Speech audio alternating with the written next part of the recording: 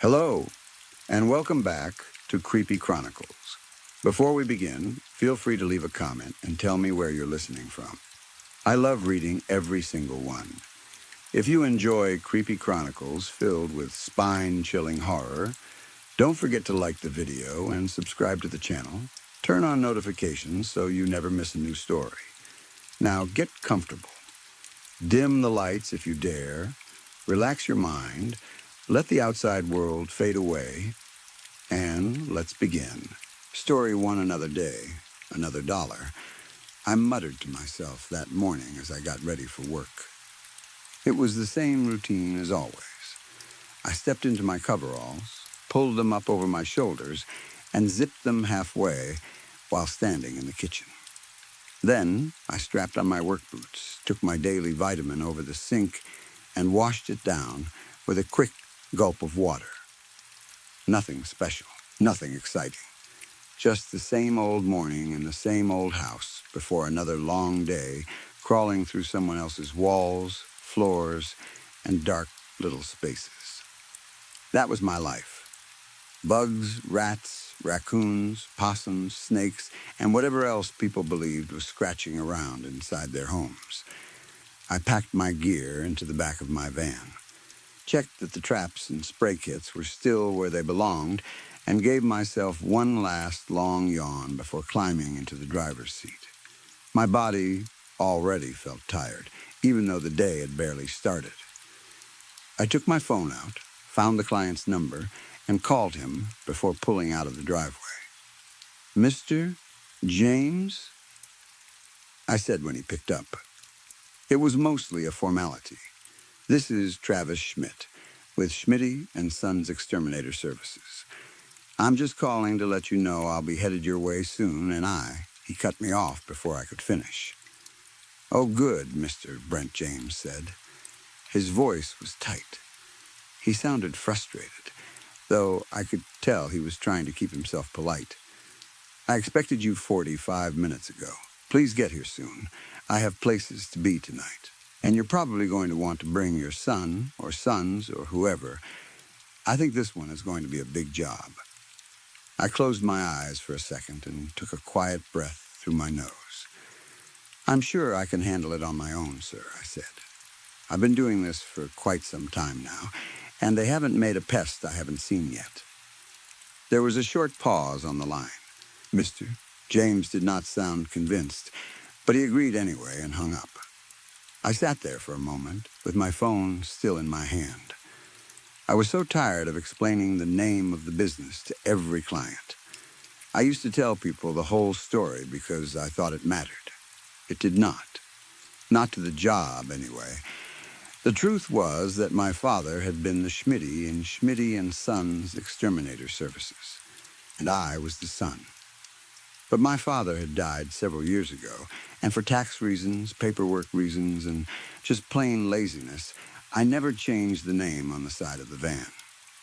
Every time I explained that, it opened the same old can of worms. People would say, "Oh, it must be nice working with your father." Then I would have to say, "He passed away." Then they would say, "Oh, I'm so sorry. I didn't know." Some people left it there. Others did not. Some asked what happened. Some wanted to tell me about their own dead relatives. A few even tried to pray with me right there in their living rooms while I was standing with a flashlight and a trap in my hands. No, thank you.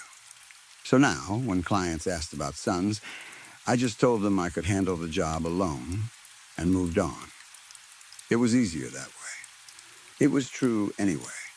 I was the best exterminator in town. Of course, I was also the only exterminator in town, but that did not change the fact that I knew what I was doing. Honestly, I would have wagered I was one of the best in the region. Maybe not the whole country. I was sure there was some guy out there with fancy equipment, high-end thermal scanners, and rat-detecting gadgets waiting to make people like me obsolete. But for now, being the best around here kept food in my fridge and the lights on in my tiny house. That was good enough. I stopped for coffee on the way to the client's house. Not some fancy place with a menu full of words that barely sounded like coffee. Just a convenience store with burnt dark roast sitting in a machine by the register. I liked simple things. Black coffee. Hot enough to wake me up. Bitter enough to remind me I was alive. You could find that anywhere. About half an hour later, I pulled up in front of Brent James's house. It was not a big place, but it was decent. One floor, no garage, a small yard, and no fence between his property and the neighbors. Most of the houses on the block looked almost exactly the same. I guessed from the outside that it had 2 bedrooms and 1 bathroom, and later I found out I was right. After years in this business, I had gotten pretty good at reading homes from the curb. Mr. James was waiting for me in a plastic lawn chair on the little concrete slab he probably called a porch. He stood as soon as I parked and gave me a quick look up and down, like he was trying to decide if I was enough for whatever problem he had. "Hey," he said, "I know I sent all of it in my email, but I'll give you a quick recap." He motioned toward the house. "This is the place. I think we have possums or something in the walls. I keep hearing scratching and some kind of chittering. It seems too big for mice, and stuff keeps getting moved around in the house, too, like they're digging through our things when we aren't home. I can't find any obvious holes where they're getting in, but we need them out of here." Before I could respond, he walked right past me toward his car. "I'm already running late for work," he said, pulling keys from his pocket, "but you've got my number. Just take a look around and let me know what we have to do, or however this works. Thank you." Then he got in his car and pulled away. Maybe I should have found that rude, or at least strange, but honestly, I was fine with it. I wish more clients would just hand me the keys and leave me alone. It saved time. It meant I did not have to listen to them explain scratching noises for 20 minutes while pointing at every wall in the house. I could just get to work. The first thing I noticed when I stepped inside was the smell, or rather, the lack of one. That got my attention right away. When a house has an infestation as bad as Mr. James had described, there is almost always a smell. Wet fur, droppings, rotting food, old nests. Something you might not notice it if you live in the house every day, but I always do. My nose has been trained by years of crawling into the places people pretend do not exist. But this house had none of that. It did not smell like animals. It did not even smell strongly of cleaning products. I did not think anyone had recently scrubbed it down or tried to hide anything with bleach. It just smelled like a normal house, a little stale, a little lived in, but clean enough. Interesting, I typed into the Notes app on my phone. I walked deeper inside and started my inspection. The house was small, just as I had expected. The living room opened into a small kitchen with a dining area straight ahead. To the right, there was a short hallway with the bathroom and 2 bedrooms. One room belonged to Mr. James, the other clearly belonged to his daughter. I had not met her, but from the toys, drawings, and school things, I guessed she was in elementary school. The whole house seemed to be heated by an old standing wall heater, one of those older radiator-style units that heated metal and pushed warmth into the room. Older systems like that often meant older vents, older pipes, and plenty of spaces for small animals to get into places they did not belong. Old fixtures, I wrote. Old heating system. Possible hiding spaces in walls or under flooring. Then I groaned and braced myself for the knee pain that was about to hit me. I lowered myself onto the kitchen floor and lay down on my side so I could see under the oven and cabinets. I shined my flashlight beneath them in a slow sweep, looking for droppings, nesting material, chewed packaging, or little trails of dirt and grease where pests had been moving. Nothing. No droppings in kitchen, I wrote. I stayed on the floor for a few extra seconds because standing back up was becoming more of a project every year. While I was lying there, staring up from the cool kitchen tile, I noticed something I almost missed. There were scratch marks high up, in the back corner of the kitchen wall. I pushed myself up with a grunt and walked over to get a better look. The scratches were deep, long, and jagged. They reached almost to the ceiling. The corner was shadowed, so they were hard to spot unless you were already looking carefully. If I had not taken a little professional break on the floor, I might never have seen them. I leaned in. Too high for raccoons, I noted. No insulation showing, even though marks looked deep. That was strange. If an animal had scratched through the inside of the wall, I would usually expect to see insulation poking out or some sign of a real opening. But there was nothing. The marks looked like they went deep, yet the wall was still strangely sealed. This can't be how they're getting inside, I added. I walked back into the living room, and that was when I heard the scratching for the first time. I froze. The sound started faint and far away, somewhere inside the structure of the house. It was a dry, quick scraping. Not like a mouse. Not quite like a squirrel. It had a strange rhythm to it. I turned my head slowly, trying to figure out which wall it was coming from. The problem was, the more I focused on the sound, the closer it seemed to get. And louder. It moved fast. Too fast. The scratching seemed to travel through the house in a way that did not make sense. 1 second it was near the kitchen wall. Then it was above me. Then somewhere behind the hallway. Whatever this was, it had access to too much of the house. Single-floor house, I wrote. No basement noticed. No attic access found. Small vents. I let out a deep sigh. Crawl space it is, I muttered. I hate crawl spaces. They are cramped, damp, dusty, and full of cobwebs. Half the time they smell like mud and old insulation. The other half they smell worse. I used to love them when I was younger, believe it or not. When my dad took me on jobs, he would send me under houses because I was small and fast and not afraid of much. Back then, crawling around under a house felt like an adventure. Now it just felt like a good way to wake up with back pain. I found the access panel quickly. It was a simple metal grate behind the house leading into the foundation. If it had ever been secured, it was not secured now. That did not surprise me. Most people barely knew they had crawl spaces under their homes, and the few who did almost never bothered to lock them properly. I got down, squeezed my shoulders through the opening, and pulled myself inside. I angled my phone's flashlight from the chest pocket of my coveralls so it would shine mostly ahead of me. The space was exactly what I expected. Dusty, dark, low, too tight for comfort. The kind of place where every breath tastes like old dirt. I expected something to run past as soon as the light hit the dark. Nothing did. The scratches had mostly ruled out snakes, but I was still careful. You never knew what might be under a house. I had found snakes, raccoons, cats, possums, one furious rooster, and once, a bag of old coins a woman accused me of stealing until her husband admitted he had hidden them there from her. I army crawled through the narrow space, checking the old wooden boards, the pipes, the foundation cracks, and the concrete supports. I was looking for entry points, nests, droppings, or signs that the house had shifted enough to open gaps. Everything looked ordinary.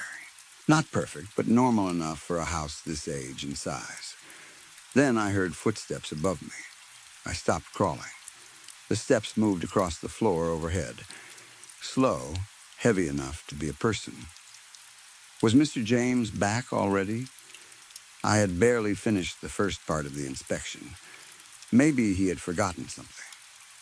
It could not be the daughter, not at that time of day. She would be in school.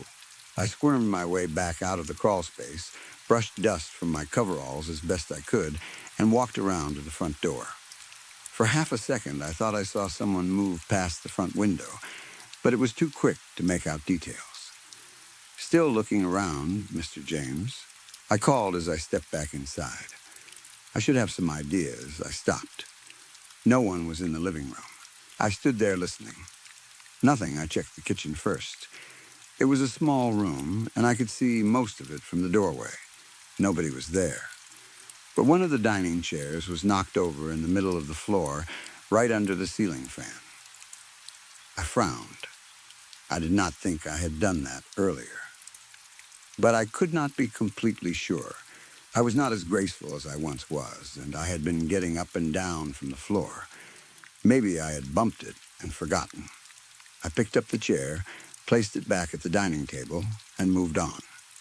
The hallway took almost no time to check. The bathroom was empty. Just a toilet, sink, and tub shower combination with old but decent fixtures. The child's room was empty too. There was a twin bed, a worn dresser, and a row of stuffed animals lined up in front of the closet. They faced the room with shiny little eyes, staring from the edge of the darkness inside. Mr. James's bedroom was empty.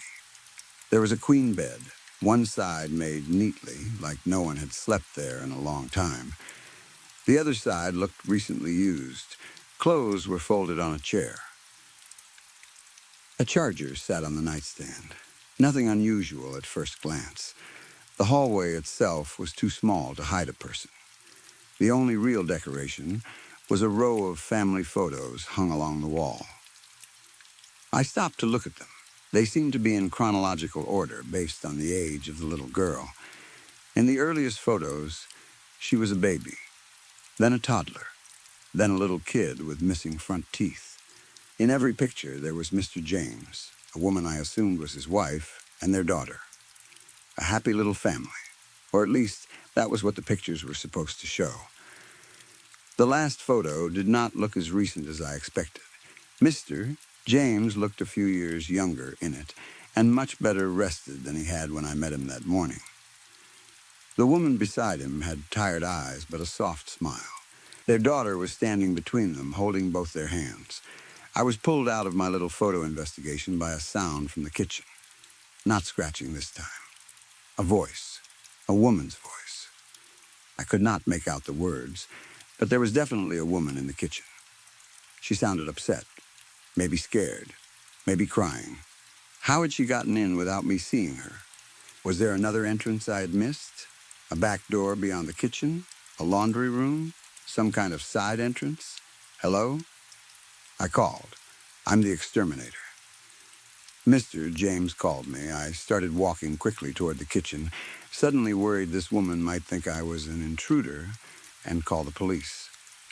Her voice continued, low and shaky, but I still could not understand what she was saying. The second I rounded the corner into the kitchen, the voice stopped. The whole house went silent again. No woman, no scratching, no footsteps. Nothing, but something was waiting for me in the center of the kitchen.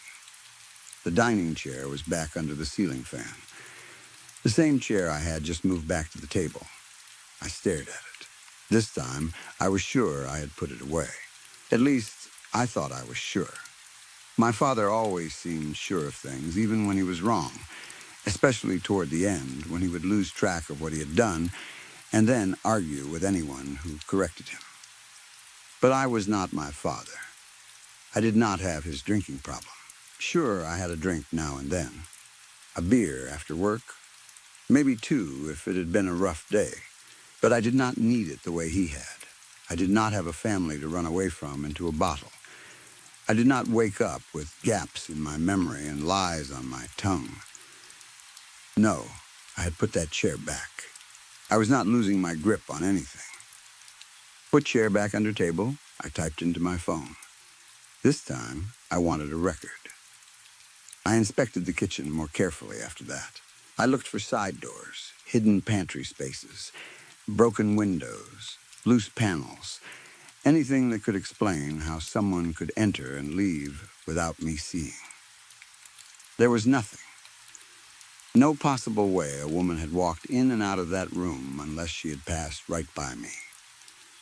Could still be a critter, I wrote. Not sure how it's getting around. Likes moving chair. Maybe set trap. I did not believe that note as much as I wanted to. Feeling unsettled, I decided to return to the hallway and finish looking over the family photos. On the way, I stumbled over the only rug in the house, a cheap, fake Persian rug lying in the middle of the living room. I had not noticed it when I first came in, but then again, I had not been there to judge their decorating choices. I was there to clear pests. When I reached the hallway, a flash of light caught my eye from the bathroom. I turned and nearly jumped out of my own skin. For one stupid second, I thought someone was standing in there. Then I realized I was looking at myself.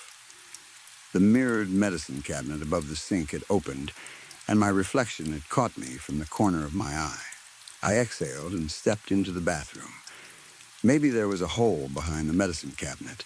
It would not be the first time a creature had used a hidden gap behind a fixture to move through a wall. I looked inside. The contents were ordinary enough. 2 toothbrushes, bandages, ibuprofen, unopened packs of dental floss. Then I noticed the top shelf. It was almost a pharmacy by itself. There were bottles of duloxetine, amitriptyline, bupropion, and several other medications I did not recognize. I knew I should not be reading someone's prescriptions, but I also needed to move them to check the back of the cabinet. That was part of the job. The pills were expired. All of them were prescribed to the same person, Brooke James. That had to be Mr. James's wife, the woman from the photos. I moved the bottles carefully and ran my fingertips along the back of the cabinet, feeling for holes, cracks, loose drywall, anything that might lead into the wall. Then I heard the woman again. Her voice came from the kitchen. This time, it was louder, more broken. She was sobbing now, not speaking. The sound was heavy and desperate, the kind of crying that comes from deep in the chest. I did not call out this time. I did not want to scare her away. I closed the medicine cabinet and hurried toward the kitchen, careful not to trip over the rug again as I passed through the living room. The sobbing grew louder. By the time I reached the kitchen doorway, she was practically wailing. Then, just as before, the sound stopped the moment I saw the room. But this time, the silence was broken by a loud crack. The dining chair fell onto its side in the middle of the kitchen, directly under the single light and the ceiling fan. I stared. The ceiling fan spun slowly above it. Only then did I notice that it was not fully fastened to the ceiling. The base was loose, pulled slightly away from the fixture.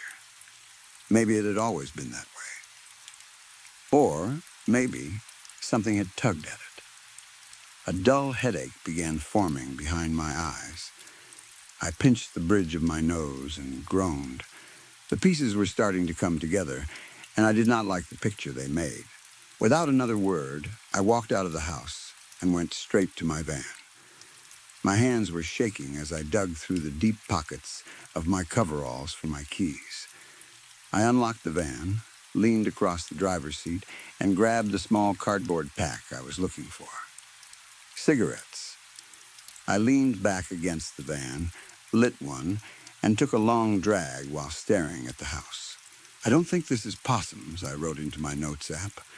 I always did my best thinking after a solid hit of nicotine. I know that is not healthy. I know it is a bad habit. But in my line of work, everyone has something. Some people drink. Some people pray. I smoke and try not to think too hard about what I have seen.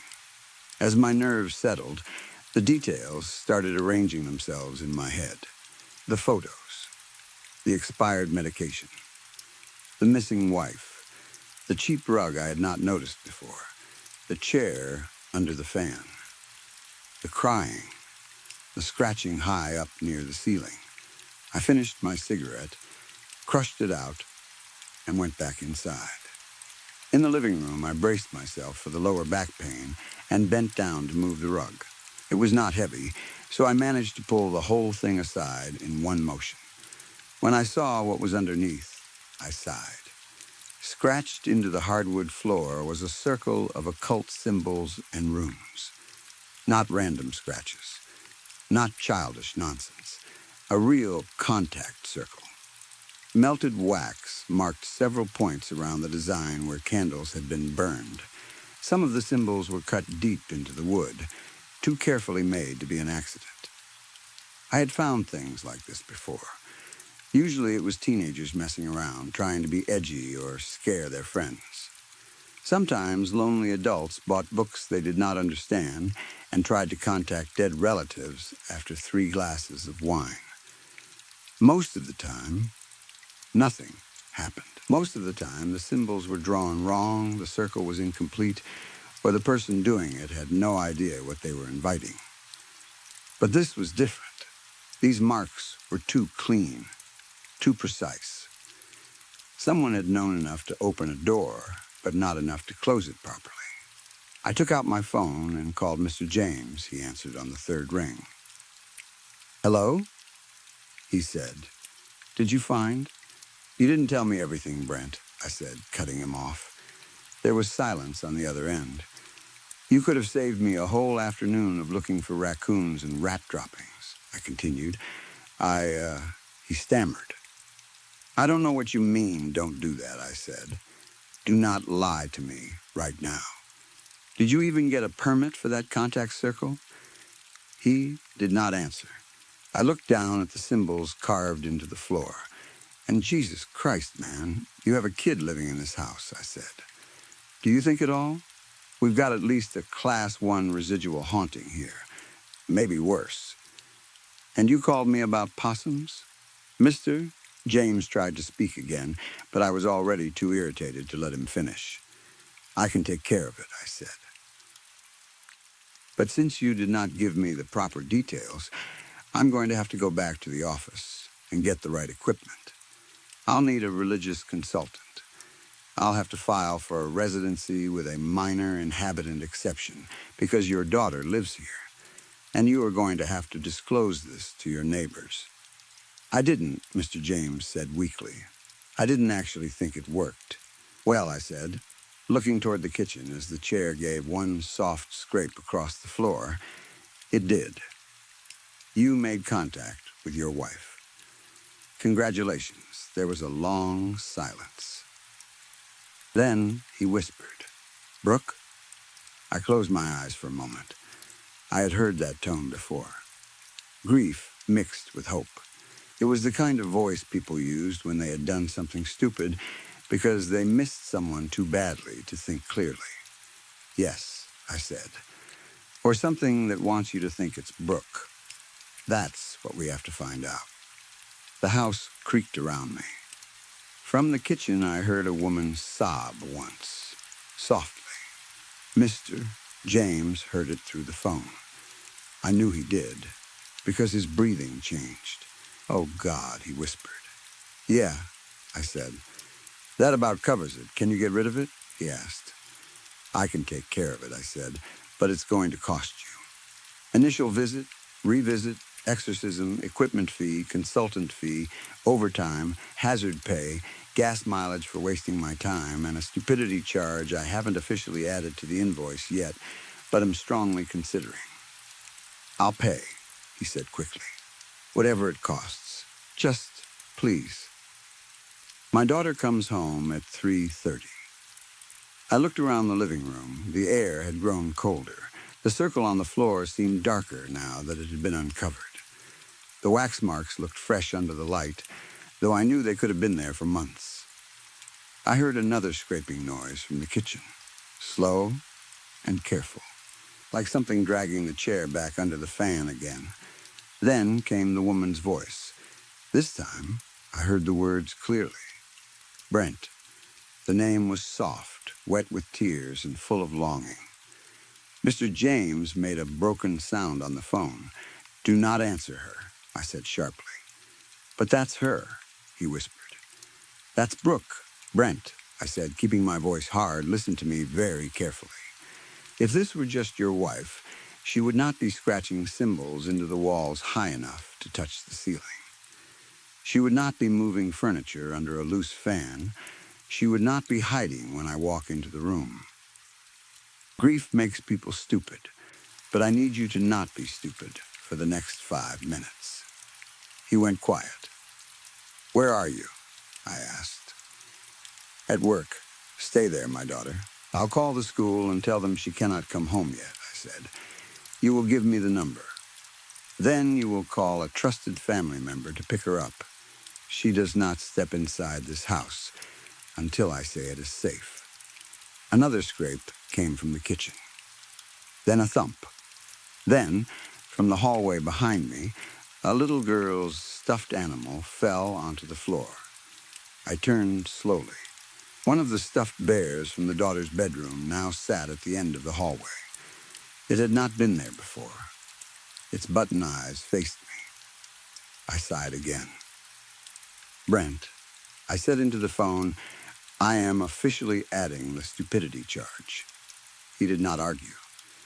I ended the call after getting the school number and making sure he understood not to come home. Then I stood in the living room, looking down at the contact circle. This was not the weirdest job I had ever had, not even close. But it was always worse when children were involved. Adults did foolish things. Adults drank, grieved, begged, chanted words from old books they found online, and then acted shocked when something answered. But children did not ask for any of that. They just lived in houses their parents ruined. I went back to my van and loaded the equipment I had with me. It was not enough to finish the job, but it would be enough to keep things contained until I came back with the proper kit. I grabbed iron dust, salt, a roll of copper wire, chalk, a small recorder, and a battered little prayer book my father had carried long before I understood why an exterminator needed one. Back then, I thought he was just superstitious. Now, I knew better. My father had taught me plenty before the bottle took him. He had taught me where rats nested, how to find termites by sound, and how to tell raccoon tracks from possum tracks in mud. But he had also taught me other things, quieter things. Things he only talked about after dark, when I was older and the jobs got stranger.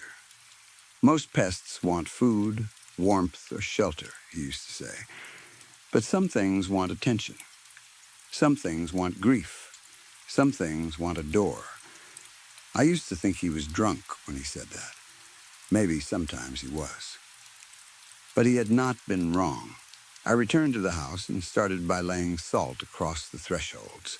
Not enough to solve anything, just enough to slow movement between rooms. The air grew colder as I worked.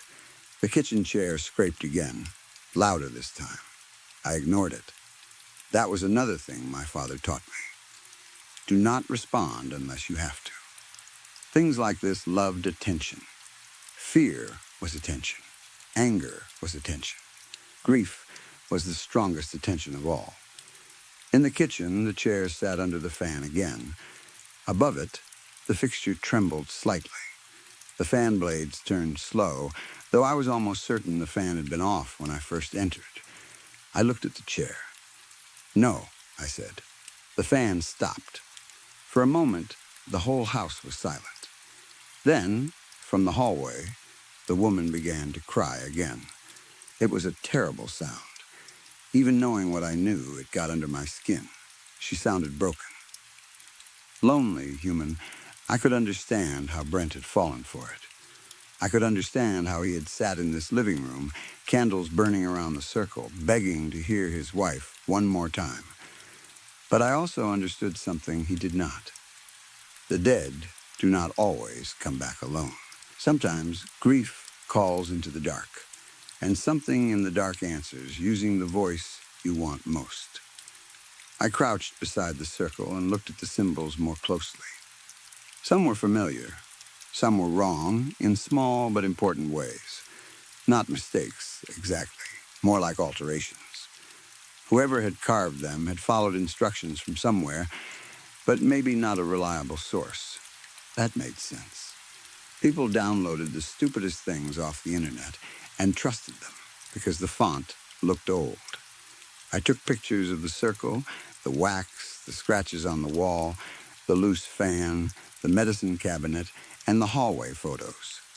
Documentation mattered, not just for the invoice, though that mattered too. It helped the consultants know what they were dealing with before they showed up and started sprinkling holy water on the wrong corners. As I photographed the last family picture in the hallway, the one where Brooke was still smiling, the glass in the frame cracked from top to bottom. I lowered my phone. "Okay," I said. "That's enough." From the kitchen, a chair slammed hard against the floor. The house shook. I was done waiting around. I backed toward the front door, keeping my eyes on the hallway. The stuffed bear was still sitting there, but now its head had turned slightly. I knew dolls and stuffed animals did not move on their own. I also knew better than to bend down and check. I stepped outside, closed the door, and ran a temporary copper line across the threshold. Then I pressed a small iron nail into the wooden frame and marked the door with chalk. It was not pretty. It would not last long, but it would hold until I came back. Probably I stood on the porch, took out another cigarette, and lit it with shaking fingers. Then I opened my notes app and added one final line under the job file. Client reported possums. Actual issue: unauthorized contact circle, probable spirit attachment, possible hostile mimic, minor child in residence. Charge accordingly. Then I leaned against my van and looked at the quiet little house. Inside, something scratched once against the front door. Slowly, deliberately, I blew smoke into the air and shook my head. "Another day, another dollar," I muttered. Then my phone buzzed. It was a text from Mr. James. "The school says my daughter was picked up already." I stared at the message. A second later, another text came through. "Did you pick her up?" From inside the house, a little girl laughed. I dropped the cigarette and reached for my keys. Story 2. The knife arrived in a velvet box. That should have been the first warning. It was not wrapped like a normal gift. There was no ribbon, no card, no careless piece of tape holding the paper together.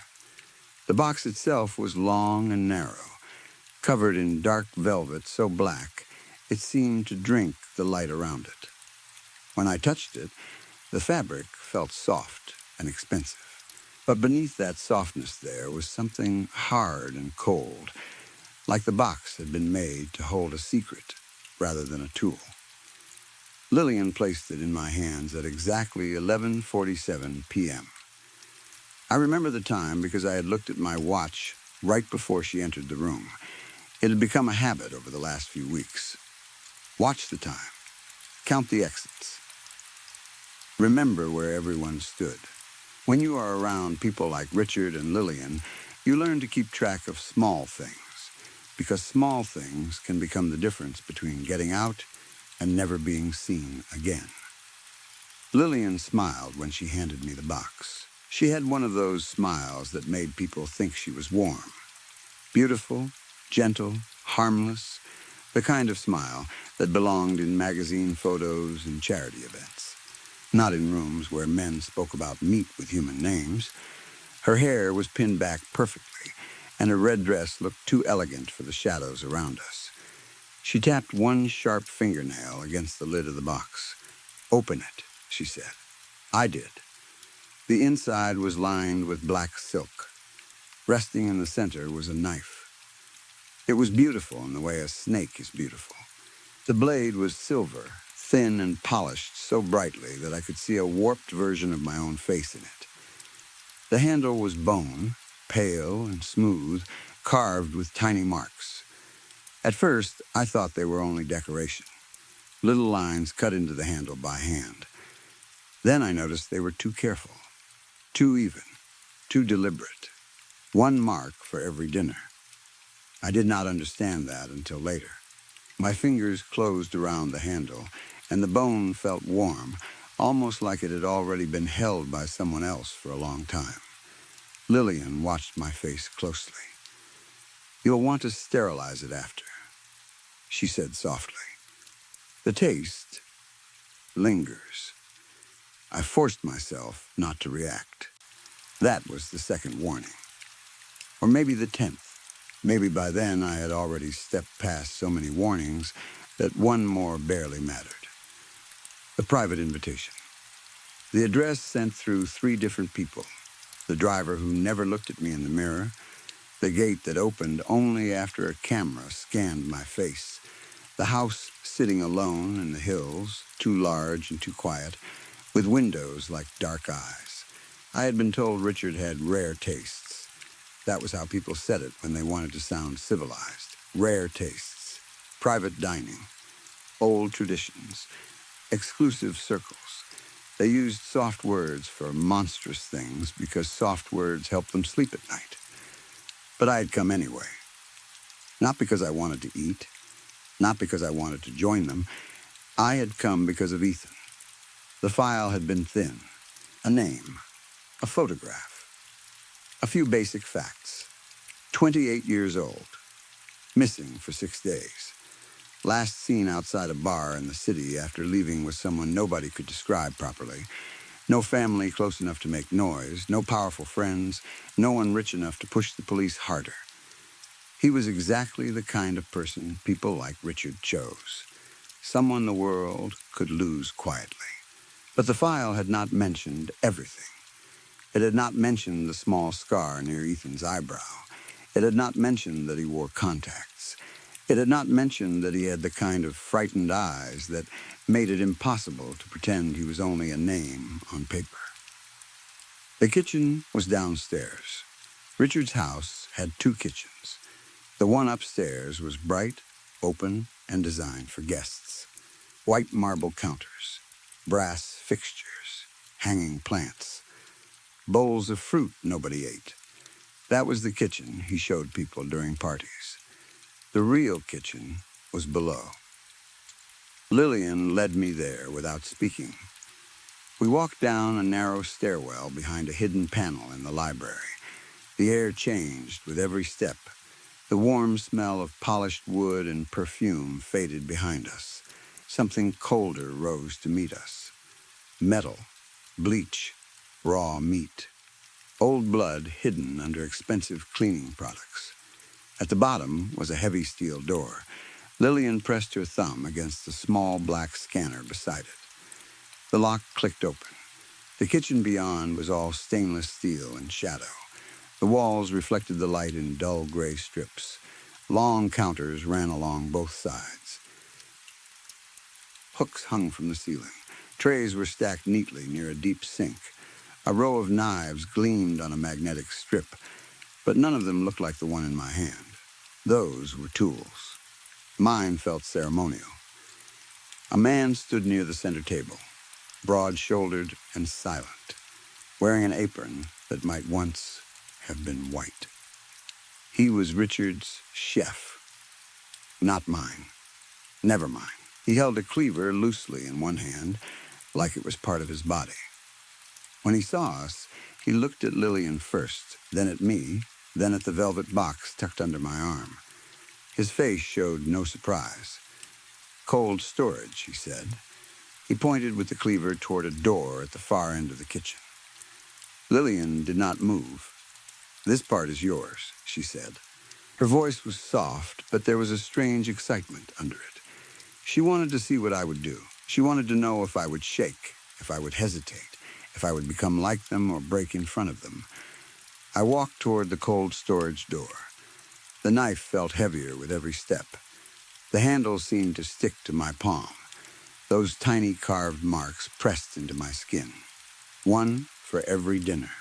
One for every person who had been brought into this room and turned into a secret. I opened the door. Cold air rolled out and wrapped around me. Inside, the air smelled like winter and wet copper. The room was large, lit by a single cold light overhead. Frost clung to the metal shelves.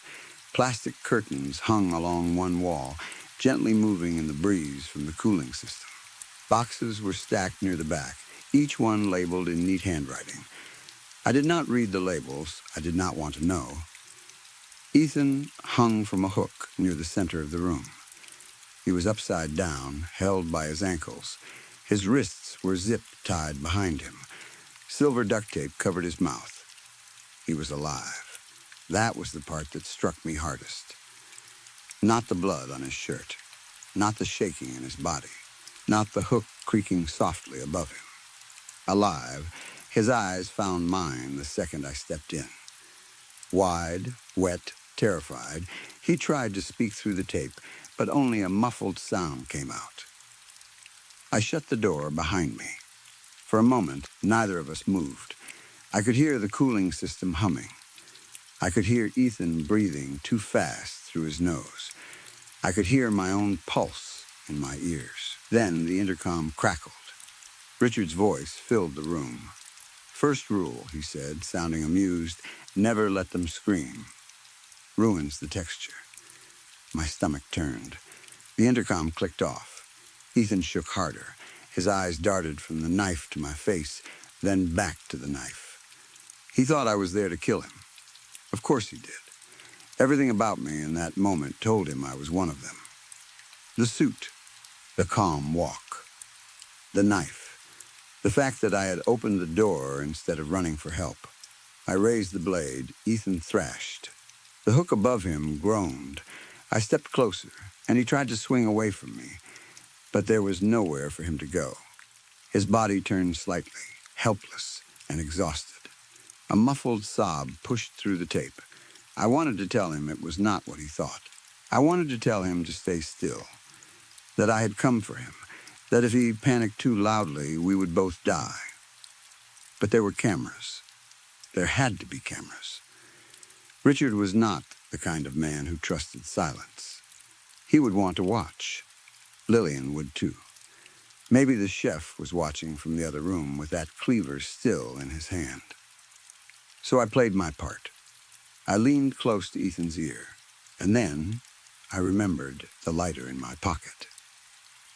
Lillian's gift. She had given it to me earlier in the evening, before dinner, before the basement, before the velvet box. We had been standing near the fireplace, while Richard spoke to two men in black suits.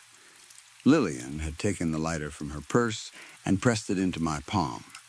For next time, she had said with a smile. At the time, I had only nodded. Now my fingers found it. I pulled it out slowly. It was small and gold, with Lillian's initials engraved on one side. I flicked it open. The flame came alive with a soft click. Orange light reflected in Ethan's pupils. Two tiny fires inside two terrified eyes. "You ever seen a pig farm at night?" I asked him quietly. He stopped moving. His breath hitched. I kept my voice low, not enough for the intercom to catch clearly, not enough for whoever was listening to understand. "They burn the waste," I said. "Smells like candy." Ethan stared at me. I held his gaze for 1 second longer.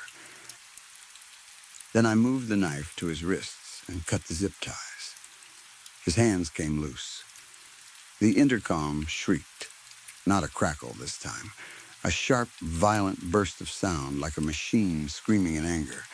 Footsteps pounded outside the cold storage door. Ethan fell against me when I cut the last tie holding his ankles. He was heavier than he looked, all sweat and panic and shaking muscle. I nearly dropped both him and the knife. He ripped the tape from his mouth and gasped hard enough to hurt himself. "Don't scream," I said. He nodded quickly, eyes still wild. Lillian's laugh came through the vent above us.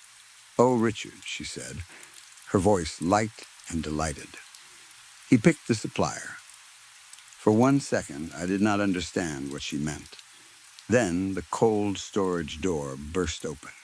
The chef came first. He filled the doorway, cleaver raised, apron dark and stiff. Behind him stood Richard in a dinner jacket, calm except for the tightness around his mouth. 2 guards came in after him, both holding pistols low at their sides. Lillian stood behind them all, smiling like she had just watched a magic trick. Richard looked at Ethan, then at me, then at the cut zip ties on the floor. I had hopes for you, he said. His voice was not angry. That was worse. He sounded disappointed, like I had chosen the wrong fork at dinner. I pushed Ethan behind me. He leaves, I said. Richard smiled faintly. No one leaves this room without permission. The chef shifted his grip on the cleaver. Lillian leaned one shoulder against the doorframe. You should have told him, she said to Richard. You really should have. It would have made the whole thing cleaner. Richard did not look at her. Told me what? I asked. The room seemed colder now. Ethan's shaking had become violent behind me. Lillian tilted her head. That you were never the guest, she said. Not really, Richard finally sighed. You were being tested. I tightened my grip on the knife. Richard took one slow step forward. There are people who provide, he said, and people who consume. The ones who consume are easy to find. Rich men are always hungry. It is the providers who matter, the suppliers. They do the real work. They find the forgotten. They deliver them clean, quiet, and untraceable. He looked at Ethan. Mister, Vale here was supposed to be your first proper offering. Ethan made a small, broken sound behind me. I understood then. Not all of it, but enough. The invitation had not been to make me one of Richard's dinner guests. It had been to see if I could become part of the machine that fed them. They thought I had brought Ethan. They thought I was stepping into the family business from the other side of the table. But Lillian knew, or suspected. She had been watching me all night with those sharp eyes and soft smiles. She had given me the lighter. She had made sure I had what I needed. Why? I asked her. Lillian smiled. Because Richard gets bored, she said. And when Richard gets bored, he gets careless. I like seeing what happens when his careful little games go wrong. Richard's face hardened. Lillian. She lifted both hands. Innocent. What?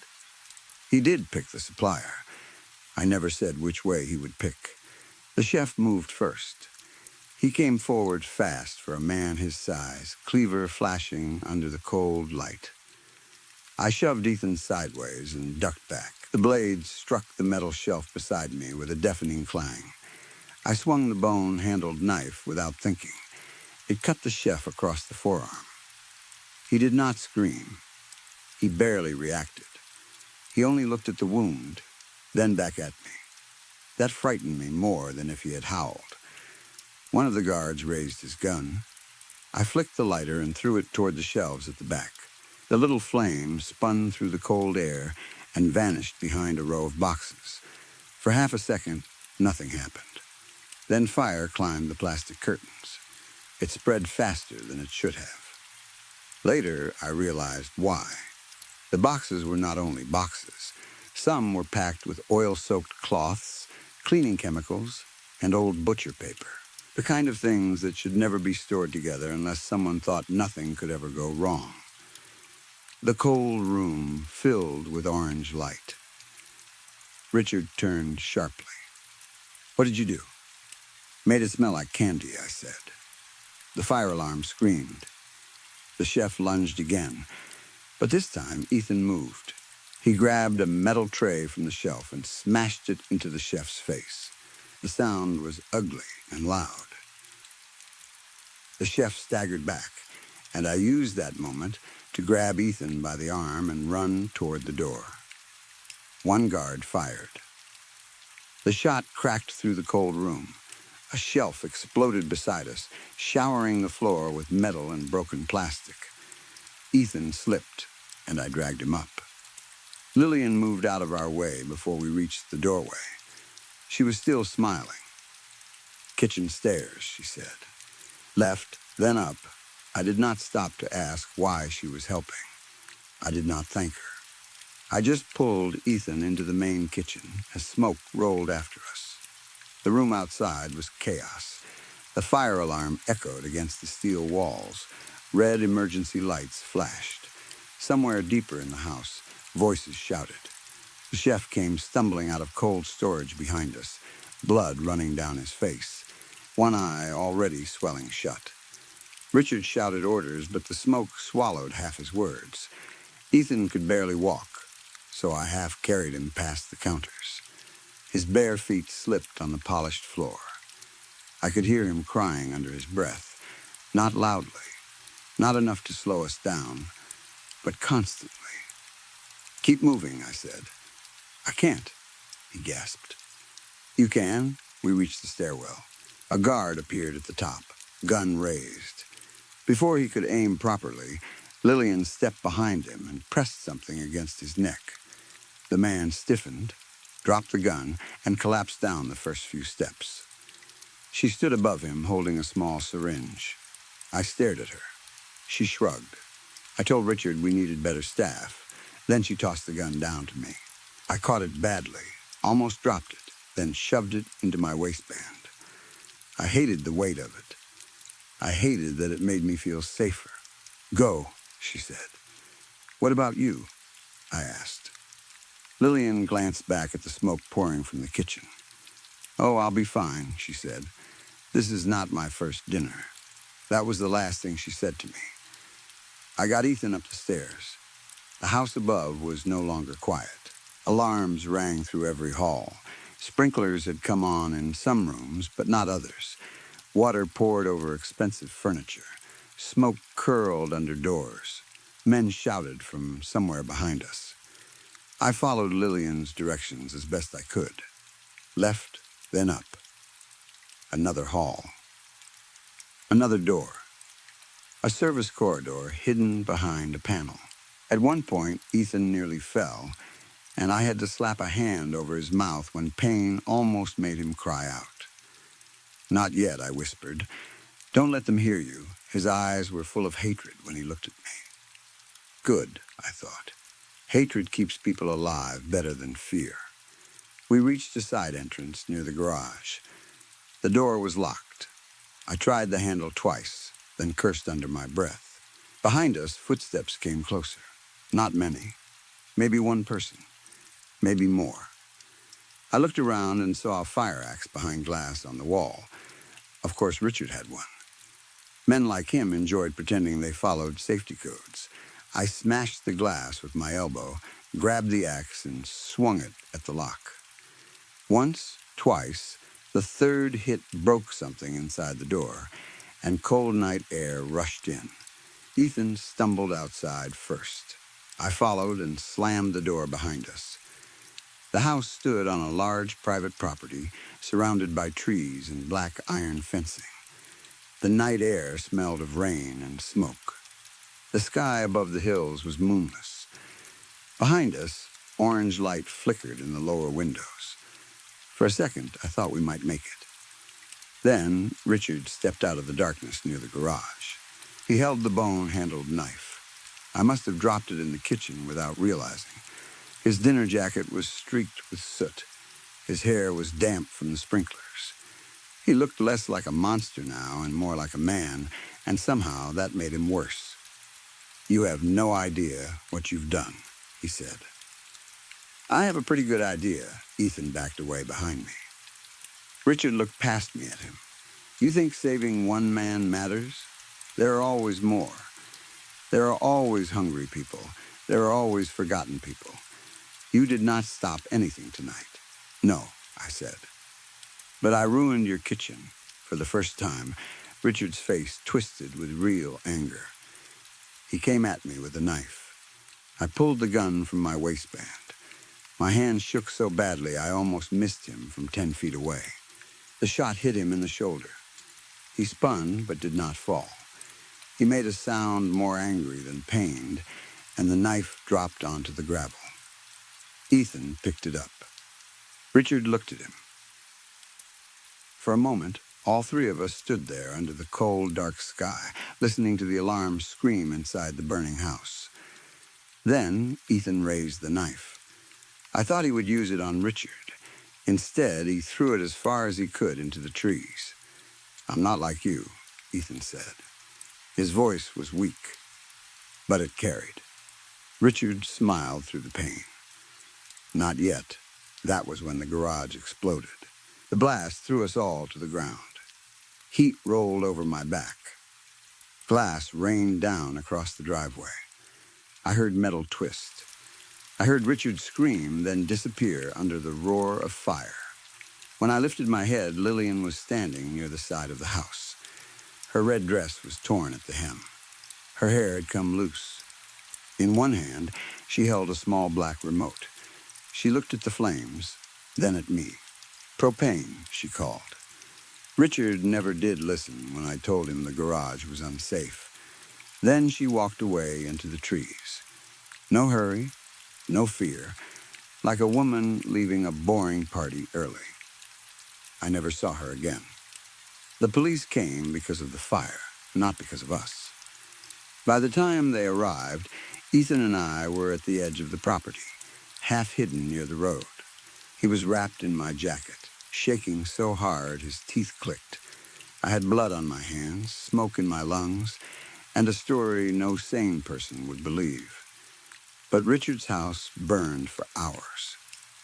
And when the fire department finally got inside, they found enough behind those walls that nobody called us liars. Not in public, at least. The reports said Richard died in the fire. The reports said Lillian was missing.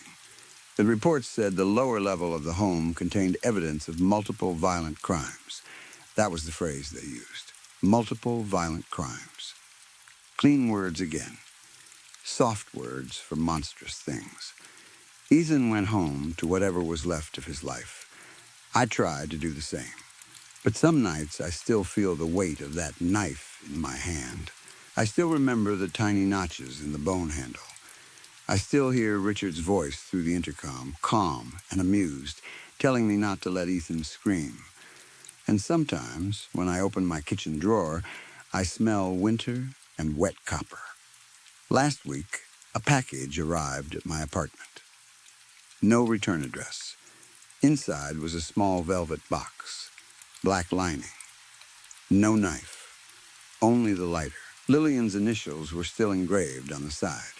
Beneath it was a folded note written in her perfect handwriting. You did well for a first dinner. At the bottom, she had added one more line. Sterilize everything. The taste lingers. Story 3. I work at a local grocery store in my town. It is one of those large stores that sells almost everything people need. Food, clothes, electronics, medicine, toys, pet supplies, cleaning products, cheap furniture, and 100 other things that somehow all fit under one roof. It is not a dream job, but it pays enough to help me get through school. And most of the time, it is easy work. I usually take evening shifts after classes, so by the time I arrive, the worst part of the day is already over. The morning crowd is gone, the afternoon rush has slowed down, and the store starts to feel tired. Most evenings are boring. I stock shelves, unload pallets, face products, help customers find things that are usually right in front of them, and clean whatever mess someone has left behind. Sometimes I work in grocery. Sometimes I get sent to clothing or pharmacy. It depends on who called in sick or what section needs help. I never minded it much. Boring was better than stressful. Boring meant the shift ended without trouble. But yesterday, near the end of my shift, my manager came up to me with a look on his face that already made me uneasy. His name is Bill. At least that is what I will call him. Bill was the kind of manager who smiled too much when he wanted something. He had that forced customer service grin, even when the store was closed and no customers were around.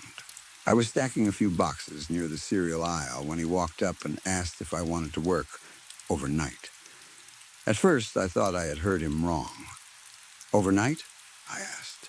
He nodded. The night supervisor, a guy I will call Andy, was not coming in. Bill said it was a family emergency. He did not give details, and I did not ask for any. I had only met Andy once before, but everyone in the store knew of him.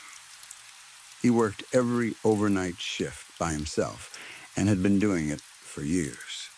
Some people said he liked the quiet. Some said he was weird.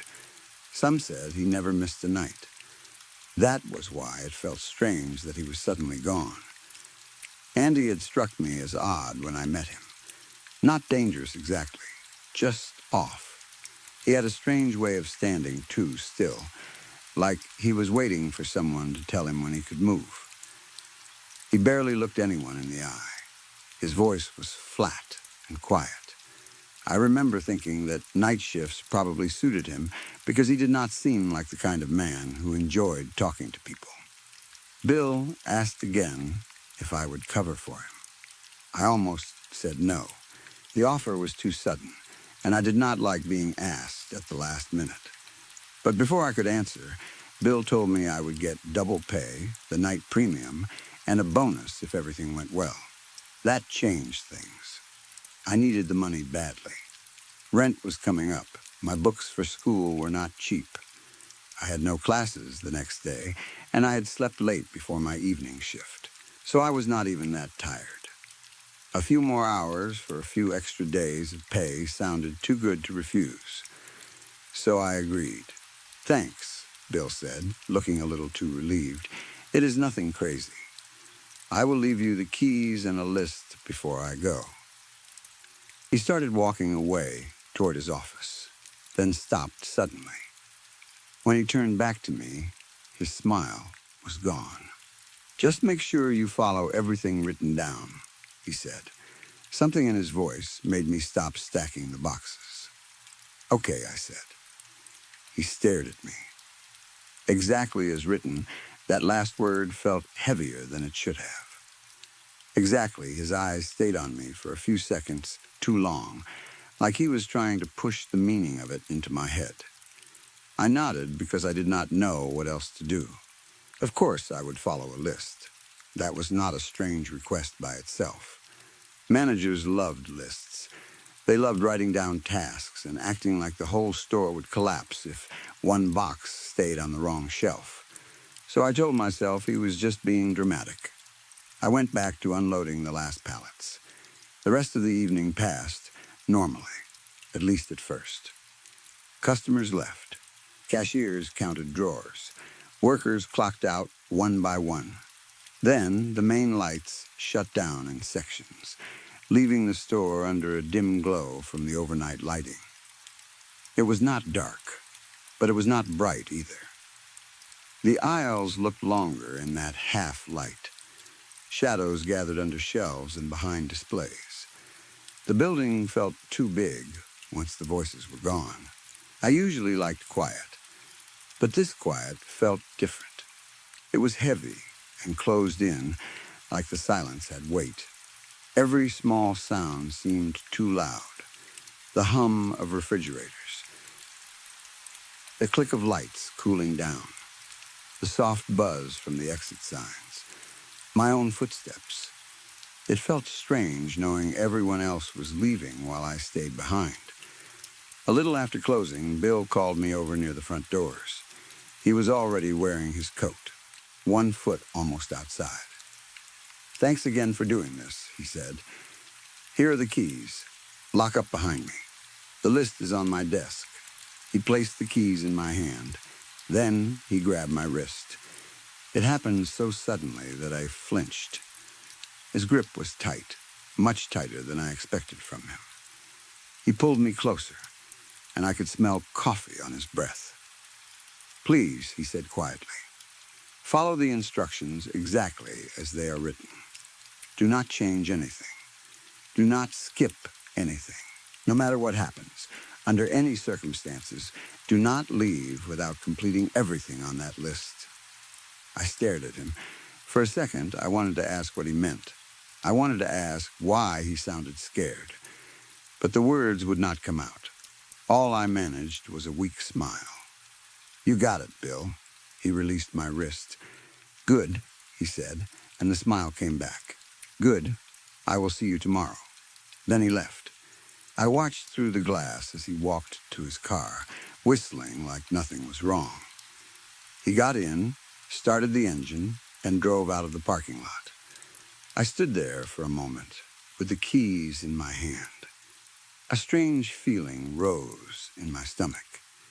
It was the kind of feeling that tells you to run before you even know what you are running from. I ignored it.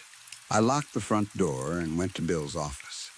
The office was small and messy, with papers everywhere, an old coffee mug on the desk, and a computer screen still glowing.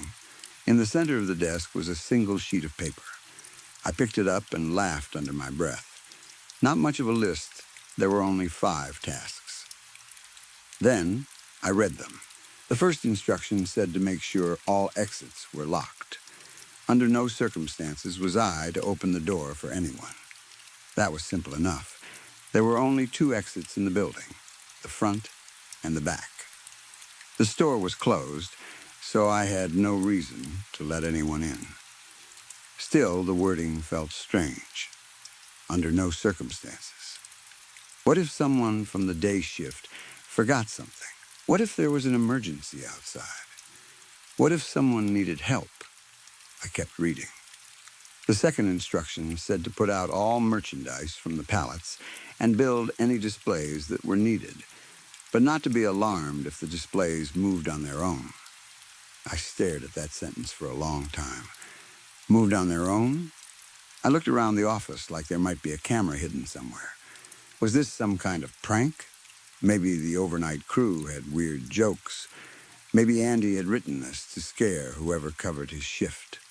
The third instruction said that if I heard someone call my name, I should not answer, respond, or acknowledge it. I should leave it alone, and it would pass. My smile faded. The fourth instruction said that if someone was behind me, I should not turn around. Speak to them, or look at them. I should avoid staring at all costs. By then, I was starting to get annoyed. A little scared, too, but mostly annoyed. It felt like Bill was playing some kind of stupid initiation game on me. Maybe he and Andy did this to new overnight workers. Maybe they were watching me on the cameras, waiting for me to freak out. The fifth instruction was written at the bottom and underlined in red pen. It said that once all the tasks were complete, I had to walk backward out of the building while saying the words written on the coin. I was not to leave without doing this. I read that last part twice. Then I laughed out loud. You have got to be kidding me, a coin? I looked around the desk, and there it was. It was sitting beside the paper, shining under the office light. It was gold, or at least looked gold, and it was heavier than I expected when I picked it up. It did not look like any coin I had seen before. It looked old. Ancient, maybe, strange symbols ran around the edge, and in the center were engraved words. Malum non sequitur. I tried to say them under my breath, but the words felt awkward in my mouth. This is total nonsense, I said. I crumpled the paper and threw it into the trash. Then I pocketed the coin. I was not going to walk backward out of the store chanting Latin or whatever that was. I was going to do my work, lock up, and go home. I wanted my money, not some haunted store role play. But the moment I stepped out of the office, the lights flickered. Every aisle blinked once. Then again, then steadied. I stopped. Not a good start, I whispered. That was when I saw someone at the far end of the store. A figure stood partly hidden beyond one of the aisles. It was only there for a second, but I saw enough. Long hair hanging past the shoulders. A pale shape. A face with no clear features except what looked like a small smile. My skin went cold. Hello? I called. Who's there? No answer. The figure did not move. Then the lights flickered again, and it was gone. I told myself there had to be someone inside. Maybe a customer had hidden somewhere after closing. Maybe one of the workers was still in the building. I hurried to the nearest checkout and grabbed a flashlight kept under the counter. My hands were shaking as I switched it on. I swept the beam across the store. Nothing. I checked the aisles. I checked clothing, I checked the bathrooms, the staff room, pharmacy, receiving area, and stock room. I even ran to the back exit and checked the rusty deadbolt. It was locked. No one was there. Finally, I went back to Bill's office and checked the security cameras. Every screen showed empty aisles, empty checkout lanes, empty departments. The only moving person in the whole building was me. I let out a breath and rubbed my face. I was already letting that stupid list get to me. For the next few hours, I worked as normally as I could. I emptied the rest of the pallets, stocked shelves, rotated products, and tried not to think about what I had seen. But the feeling of being watched never really went away. Sometimes I would turn quickly, expecting to catch someone behind me. Each time, there was nothing. Still, the store felt different now. The spaces between aisles felt too dark. The mirrors in the clothing section seemed to hold movement after I passed them. The freezers hummed like low whispers. When the pallets were done, I started working on the displays.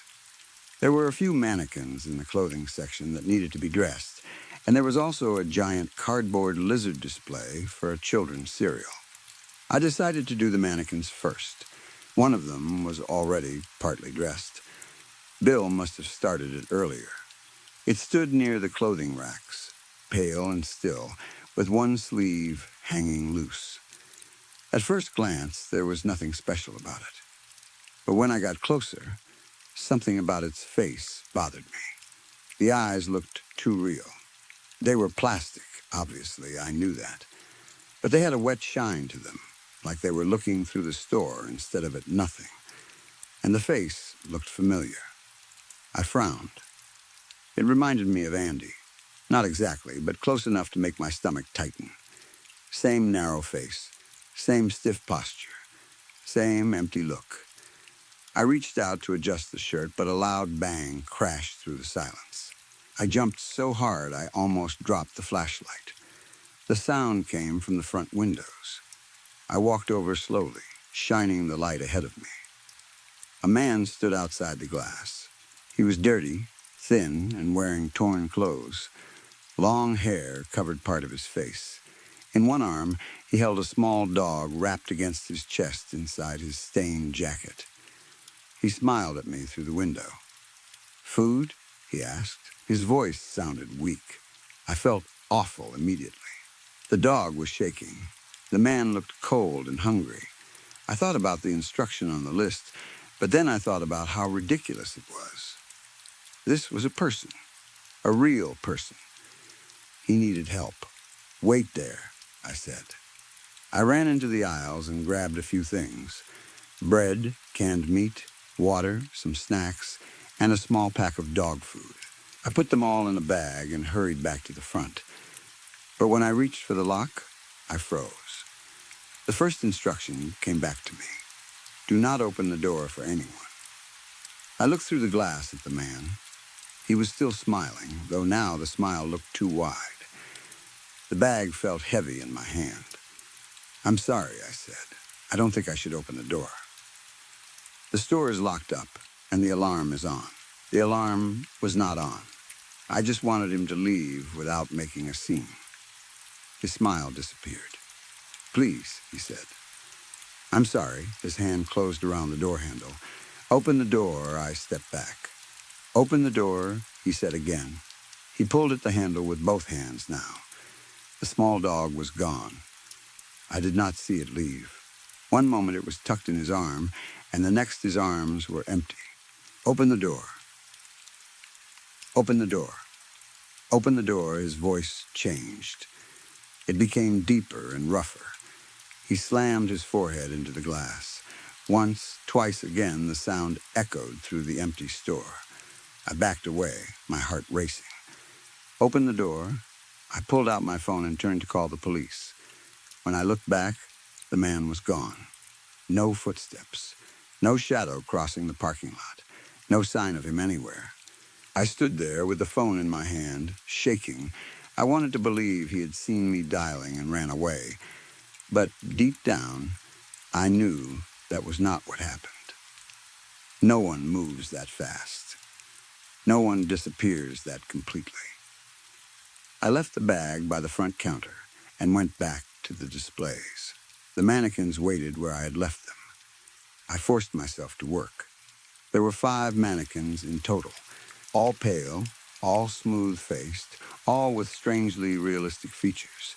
I dressed them one by one, clicking arms into place, adjusting shirts, pulling on jackets, setting them up around the clothing department. They were stiff and awkward, but I had built displays before. There was nothing difficult about it. Still, I hated their faces. Every one of them had a faint smile. Not a happy smile. Not even a friendly one. Just enough of a curve to make them look like they knew something. The one that looked like Andy stood behind the others. I kept glancing at it. By the time I finished dressing them, it was almost 2 in the morning. My stomach growled painfully. I realized I had not eaten in hours.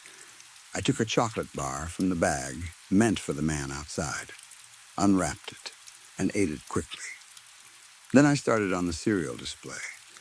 The cardboard lizard was huge, almost 6 feet tall when fully built. It was bright and silly, the kind of thing children would point at while begging their parents for cereal. I laid out all the parts, unfolded the cardboard, and started fitting the tabs into the slots. Usually I liked building displays. There was something satisfying about seeing a flat pile of pieces turn into something that looked alive. That thought made me stop for a second. Alive, I shook my head and kept working. When the lizard was finally standing, mouth open above a printed bowl of colorful cereal, I stepped back to look at it. That was when I heard my name. It was not loud. It was a whisper. Soft, close, almost gentle. My whole body tightened. The third instruction came back to me. If someone calls out to you, do not respond. Do not acknowledge it. Leave it alone. It will pass. I stood very still. There was no reason anyone should know my name inside that store. No reason anyone should be there at all. I did not answer. Instead, I picked up the flashlight and walked through the store again, slowly this time. I checked every aisle, every corner, every hiding place. Nothing, no person, no moving shadow, no sound except my own careful steps. Then I passed the clothing section. The mannequins had turned their heads. All of them. When I had placed them, they were facing outward toward the department. Now their pale faces were angled toward me, watching me. I felt goosebumps rise across my arms.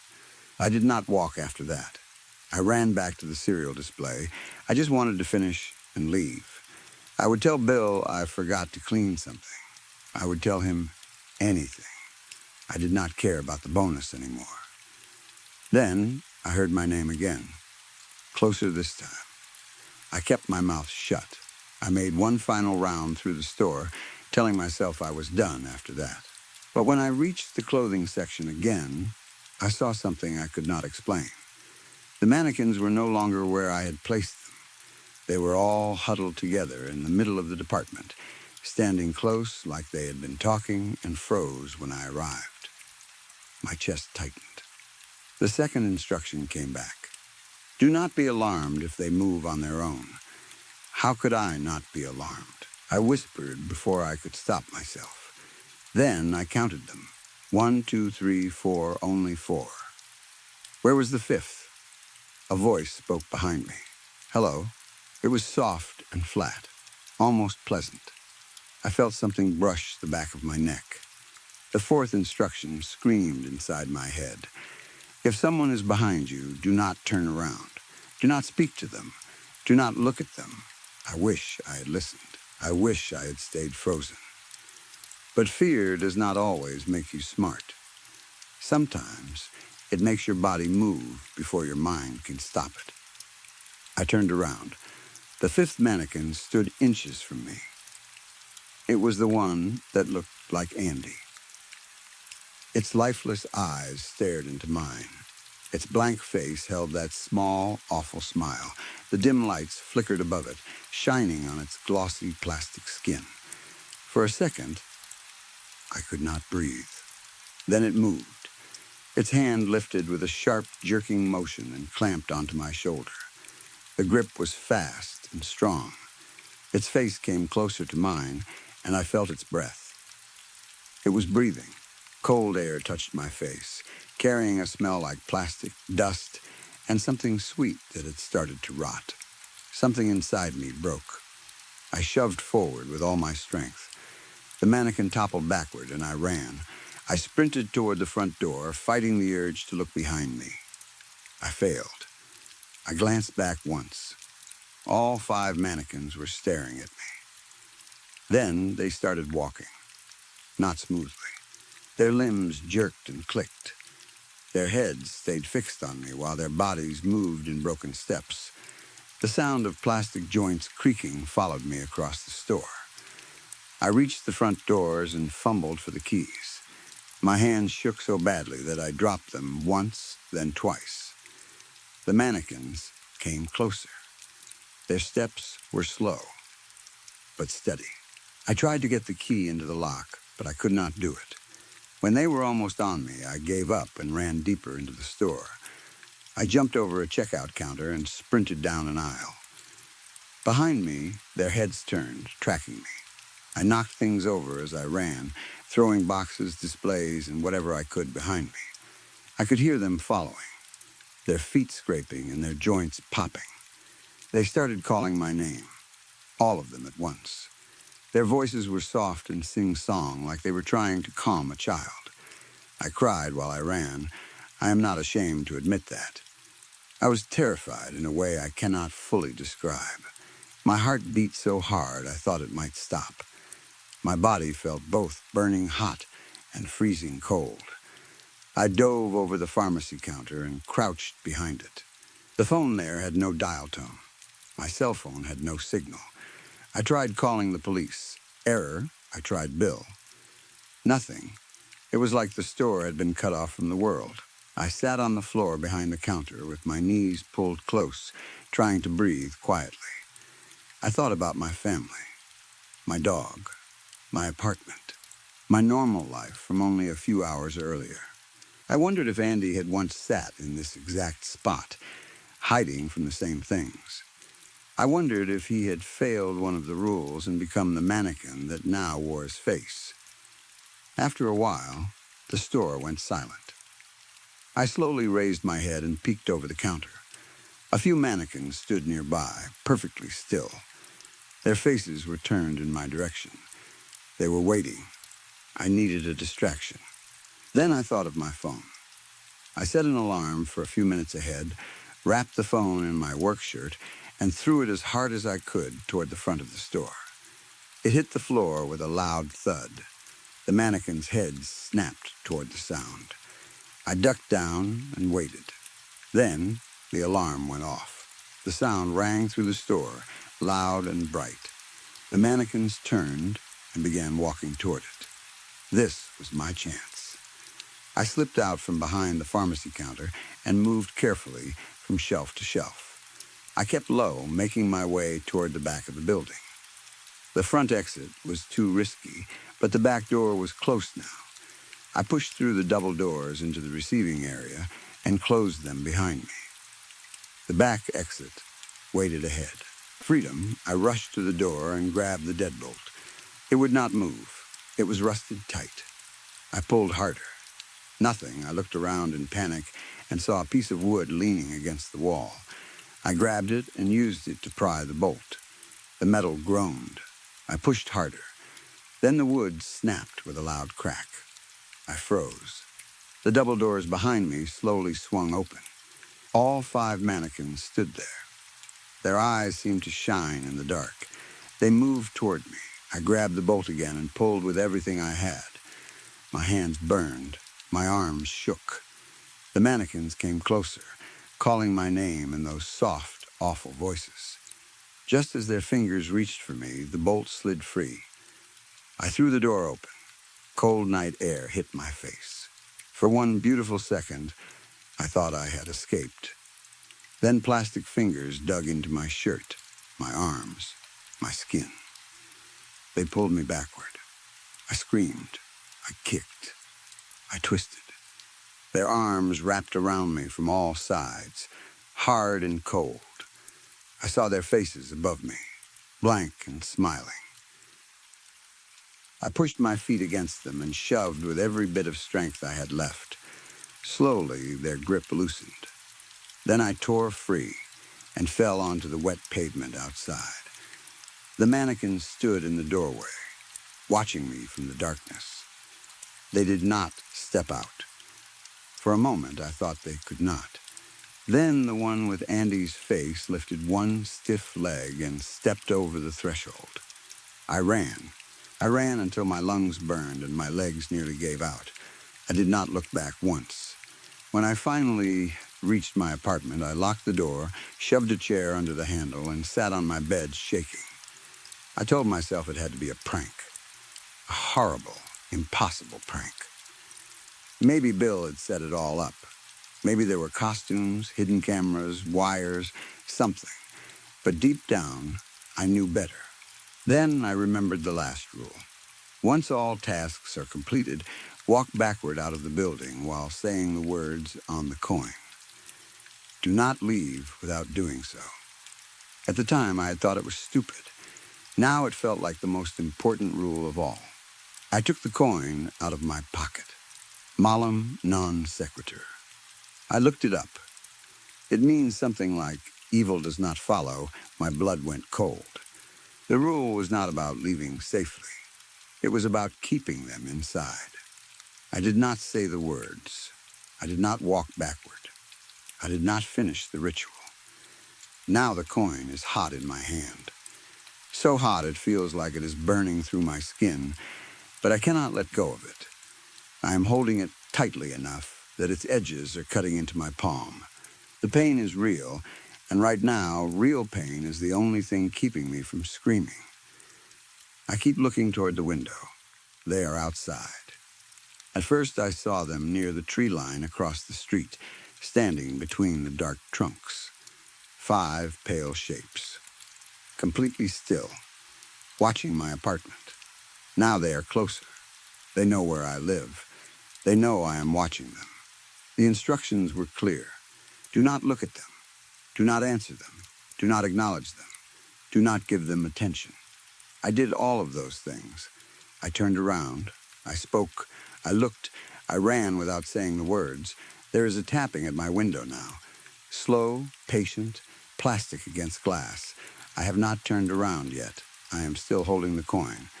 Malum non sequitur. Evil does not follow. But it did, and I think it is waiting for me to look. Story 4. If I am being honest, I did not even want to see a movie that night. I only wanted to drive. It had been one of those long weeks where every day felt heavier than the last. Work had been awful. Not awful in one big dramatic way, but in the small, slow kind of way that wears a person down. Too many hours. Too many people asking for things. Too much noise. Too many machines. Too much standing around pretending I was fine when I was not. By Friday evening, my head felt packed with cotton. I did not want to talk to anyone. I did not want to sit at home and stare at the walls. I did not want to scroll through my phone and see other people pretending their lives were better than they were. I just wanted the road. So after work, I got into my car and drove without any real plan. At first, I stayed close to town. I passed the grocery store, the gas station, the strip mall with the same tired restaurants, and the old hardware store that always smelled like dust and fertilizer. Then I kept going. The buildings started to spread out. The sidewalks disappeared. The houses became fewer and farther apart. Soon, I was on a country road with open fields on both sides and the sky glowing orange above the trees. It was summer, and the sunset looked almost too beautiful to be real. The kind of sunset that makes everything feel softer than it is. The road ahead was quiet. The air through my cracked window smelled like warm grass, dirt, and the faint sweetness of wildflowers growing somewhere along the ditches. I turned the radio down until it was only a low murmur and let myself breathe. For the first time all week, I felt calm. I think that was why I did not notice how far I had gone. The field slowly turned into forest. The road narrowed. The trees grew closer on both sides, their branches reaching over the road in some places like dark fingers trying to touch. I passed no houses, no farms, no mailboxes, not even a parked truck on the shoulder, just trees. I told myself I would turn around soon. Then I told myself I would keep going until the sun disappeared completely. There was something peaceful about that road, something private, the kind of place where a person could forget about work, bills, messages, and everything else waiting for them back home. But peace does not last on roads like that. By the time the sun was gone, the forest had become almost completely black. My headlights cut two pale tunnels through the darkness, catching the trunks of trees for a second before they vanished behind me. The road twisted more than I expected. Every turn looked the same. Every stretch of trees looked like the one before it. I realized I had no idea where I was. I was not lost exactly. I had gas. My phone was in the cup holder. The road had to lead somewhere. But I had not seen another car in a long time. No headlights coming toward me. No taillights ahead. Nothing. Just me, the road, and the trees. Then I saw the glow. At first it was faint, just a blur of color far ahead through the darkness. I thought maybe it was a gas station or a diner. Then I got closer, and the glow became brighter. It was not the warm yellow of porch lights or the white glare of street lamps. It was neon, blue, pink, red, and purple bleeding through the trees like something from another time. I slowed down. The glow did not belong out there. I knew that right away. It felt wrong in the middle of that empty forest road. Too bright, too cheerful, too sudden. Curiosity got the better of me. I kept driving toward it. The closer I got, the more the light filled my car. It washed over the windshield and painted my hands on the steering wheel in strange colors. The trees ended for a moment, and the source of the glow came into view. It was a movie theater. Not a small one, either. It stood alone beside the road, surrounded by trees, with a wide parking lot in front of it, and a huge glowing sign above the entrance. The building did not look old, but it did not look modern either. It had that early 2000s feeling to it, like something from 2005. Bright, clean, slightly cheap, but in a comforting way. The kind of place you might remember from childhood, before everything became gray, flat, and soulless. The sign above the entrance glowed in soft neon letters, but I could not read the name clearly. The letters seemed to blur whenever I looked directly at them. The parking lot was full. That was the first thing that felt truly strange. Every space looked taken. Rows and rows of cars sat under the colored lights. Some were new, some were old.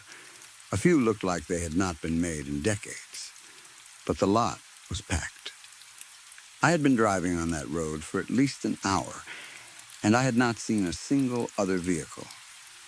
Where had all these people come from? I sat in my car near the entrance, engine running, staring at the theater. I had never heard of this place. I liked to think I knew the area pretty well. Not every little road, maybe, but I knew the main places people went.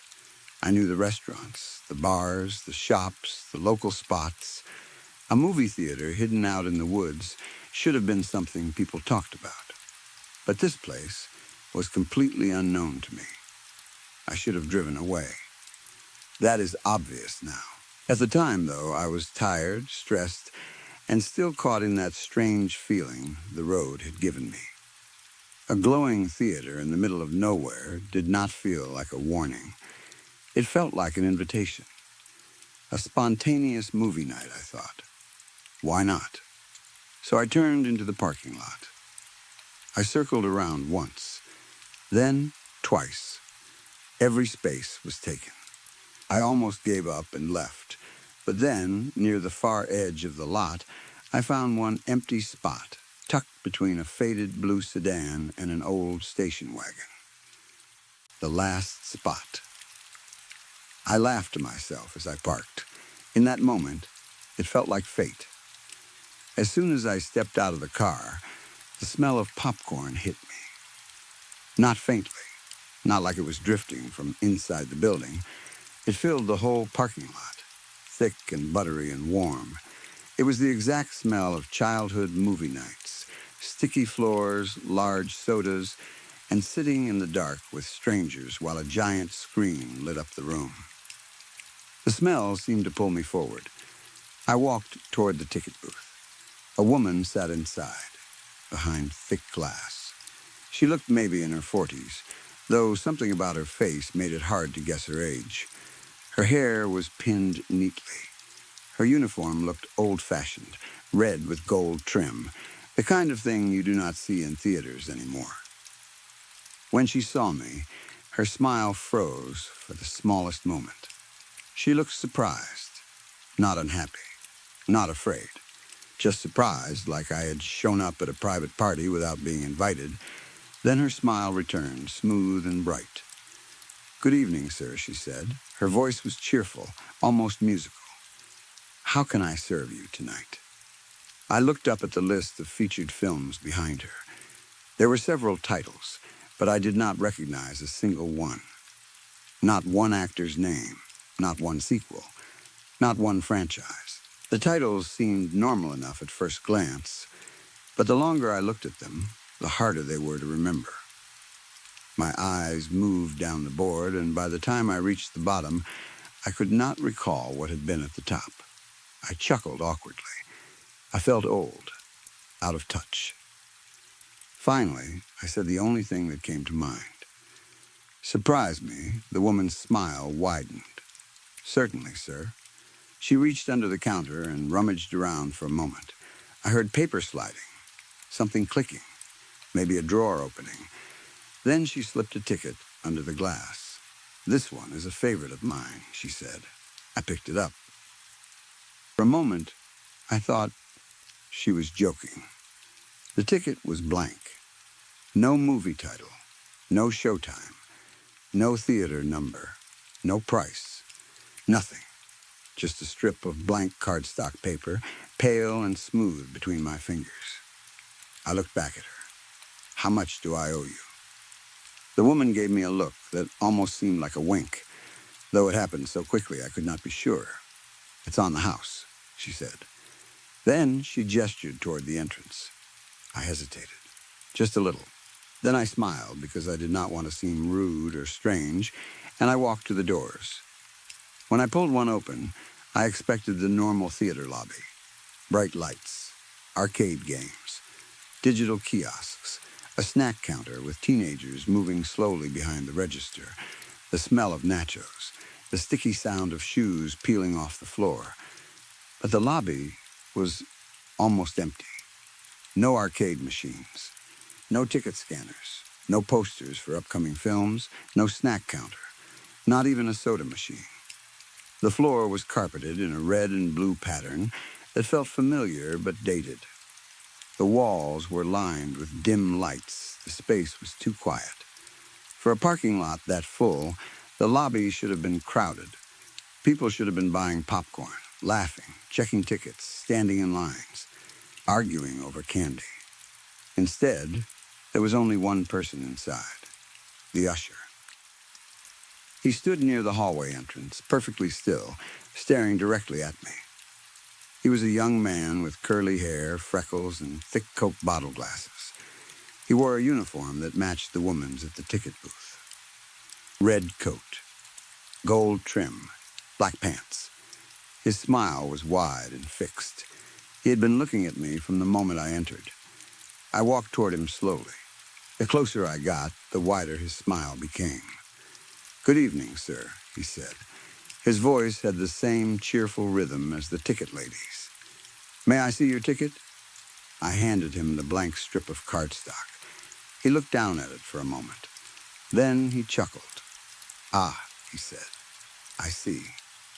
A man of taste, he looked up at me, his eyes huge behind the thick glasses. "This one is one of my favorites. You will be in Theater 9. He pointed down the hallway to his right. I thanked him and walked in that direction. The hallway was long. Too long, maybe. It stretched deeper into the building than it should have. The carpet swallowed the sound of my footsteps. Old wall lights glowed softly above movie posters, but the posters were blank. Every frame held only black paper behind glass. I passed Theater 3, then Theater 5, then Theater 7. I did not remember passing 1, 2, 4, 6, or 8. At the end of the hallway was Theater 9. The door was closed. As I reached for the handle, a chill moved down my spine. It was not because the building was cold. It was the kind of chill that comes from somewhere deeper than skin. A warning from the body before the mind understands why. My hand tightened around the handle, but I did not pull. For a few seconds, I stood there. Something inside me wanted to leave. I thought of the full parking lot, the empty lobby, the blank ticket, the way the woman had smiled, the way the usher had been waiting. Then I told myself to stop acting like a child. It was a theater. A strange one, sure, but still a theater. I took a breath and pulled the door open. The auditorium was packed. Every seat was filled. Every single one. Except one. The empty seat was in the center of the middle row. The perfect seat. The room was dim, lit only by soft strips of light along the steps and the faint glow from the screen. The audience sat quietly, every person facing forward at first. Then, as I stepped inside, heads began turning, one by one. Then, all at once, every pair of eyes landed on me. No one spoke. No one shifted. No one looked surprised. They only watched as I walked down the aisle. The smell of popcorn was stronger than ever in there. It was almost sickening. Every person seemed to have a bucket in their lap, big striped buckets full to the top. None of them were eating. They just held them. I made my way to the empty seat. The people on either side of it did not move their legs when I stepped past. They only turned their heads and followed me with their eyes. Their faces were calm, but there was something behind their expressions that made my skin tighten. Interest, expectation, hunger. I sat down. Slowly, the audience began turning back toward the screen. I tried to relax. I told myself this was just an odd local theater with people who took movies too seriously. Maybe it was a cult classic night. Maybe this was some interactive event. Maybe everyone knew something I did not. Before the lights dimmed, a little girl in the row in front of me turned around. She wore a red bow in her hair and denim overalls. Her face was round and sweet, with bright eyes and a small smile. She looked like she could not have been more than 6 or 7.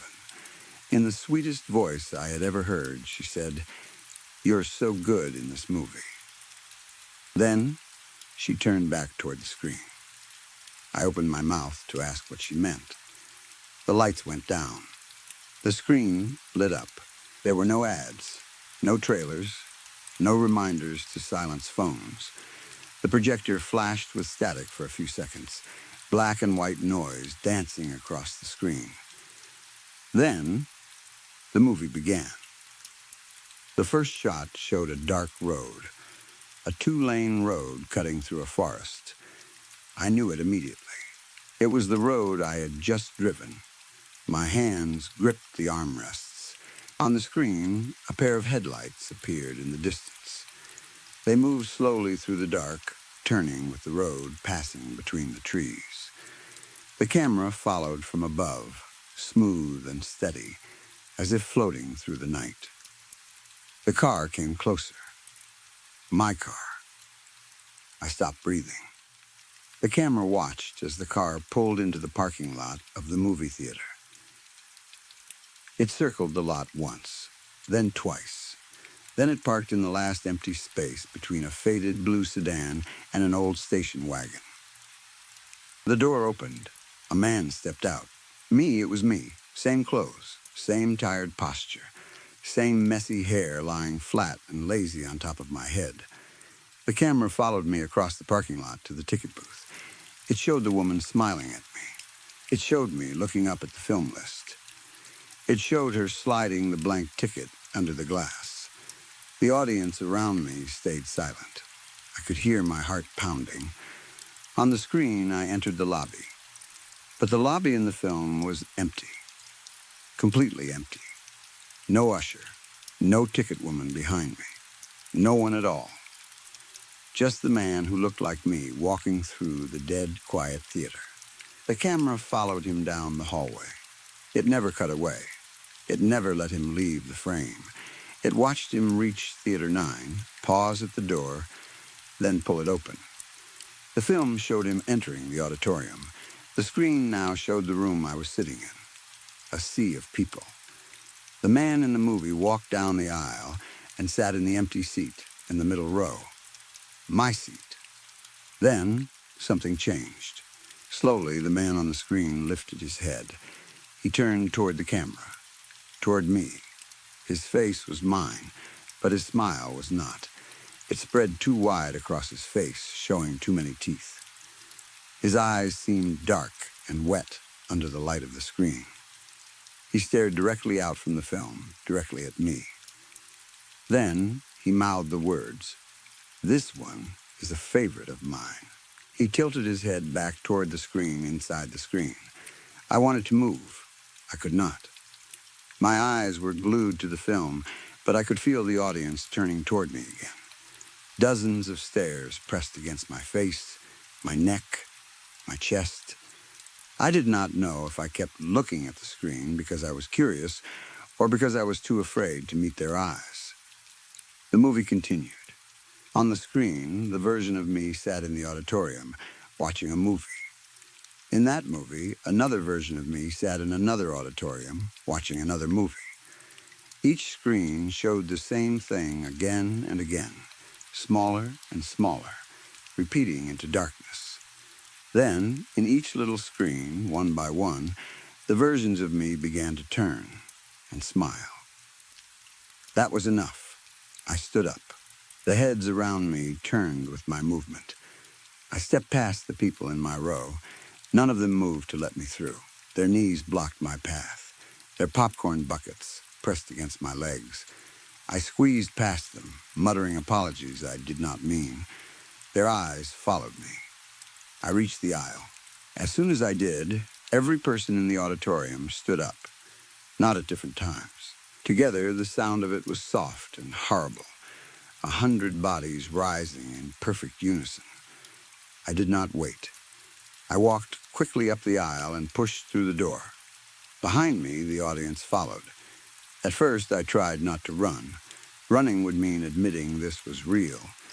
Running would mean admitting I was in danger. So I walked fast down the long hallway, my breath tight in my chest. Then I heard the theater door open behind me. Then footsteps, many footsteps. I looked back once. The audience was coming after me. The little girl with the red bow was near the front. She still held her popcorn bucket. Her smile was gone. I started jogging. When I reached the lobby, the ushers stepped out from the shadows and joined the crowd. His smile had become impossibly wide. "Leaving so soon, sir?" he called. I ran. The ticket lady was waiting by the entrance. She opened the door for me with a bright smile, then stepped outside after me. The parking lot looked even fuller than before. The neon lights buzzed overhead. My car seemed impossibly far away. I sprinted toward it. Behind me came the crowd, not shouting, not screaming, just moving quickly, calmly, hungrily. I reached my car, yanked the door open, jumped inside, and locked it. Hands pressed against the windows. Faces appeared on every side. The little girl stood near the front of the car, looking through the windshield. The usher was beside the driver's window. The ticket lady stood near the passenger side, smiling gently, as if this was all part of the evening's entertainment. I started the engine. The crowd pushed against the car. It rocked back and forth as I threw it into reverse. Bodies pressed close. Palms slapped the windows. Faces stared in. No one screamed. No one threatened me. That made it worse. I backed out hard. The car jumped slightly. I looked forward and saw the little girl stumble. I had run over her foot. She did not cry. She did not even look down. She only stared at me through the windshield, her eyes dark and hungry.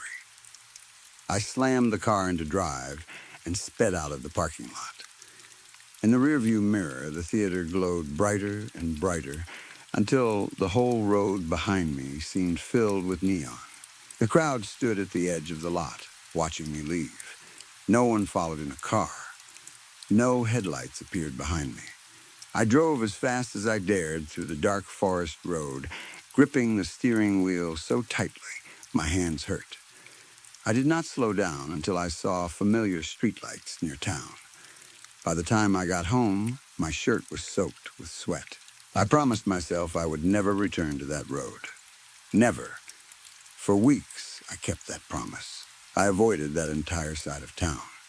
I took longer routes. I refused to drive after sunset unless I had to. I tried to forget the theater. I tried to convince myself I had been exhausted. Maybe I had fallen asleep while driving. Maybe I had imagined it. Maybe stress had finally cracked something inside my head. For a while, it almost worked. The memory became less sharp. The smell of popcorn faded. I stopped waking up with the feeling of dozens of eyes on me. Then, yesterday afternoon, after a long shift at the factory, I stopped at a small family-owned gas station on my way home. It was bright outside. The sun was still up. There were other customers around. Nothing about the place felt strange. I filled my tank, went inside, and paid. The woman behind the counter was older, maybe in her 60s. She had gray hair, kind eyes, and a tired smile. She rang me up without saying much. I thanked her and turned to leave. I had almost reached the door when she spoke. Her voice was casual, friendly. "I loved you in that movie," she said. "It's a favorite of mine." I stopped with my hand on the door. The whole world seemed to go quiet. Slowly, I looked back at her. She was smiling, not like the ticket lady, not like the usher, not even like the little girl. Her smile was normal. That made it worse, because it meant the movie had left the theater. Or maybe the theater had never been in one place at all. I drove home without remembering the trip. Since then, I have not left my house.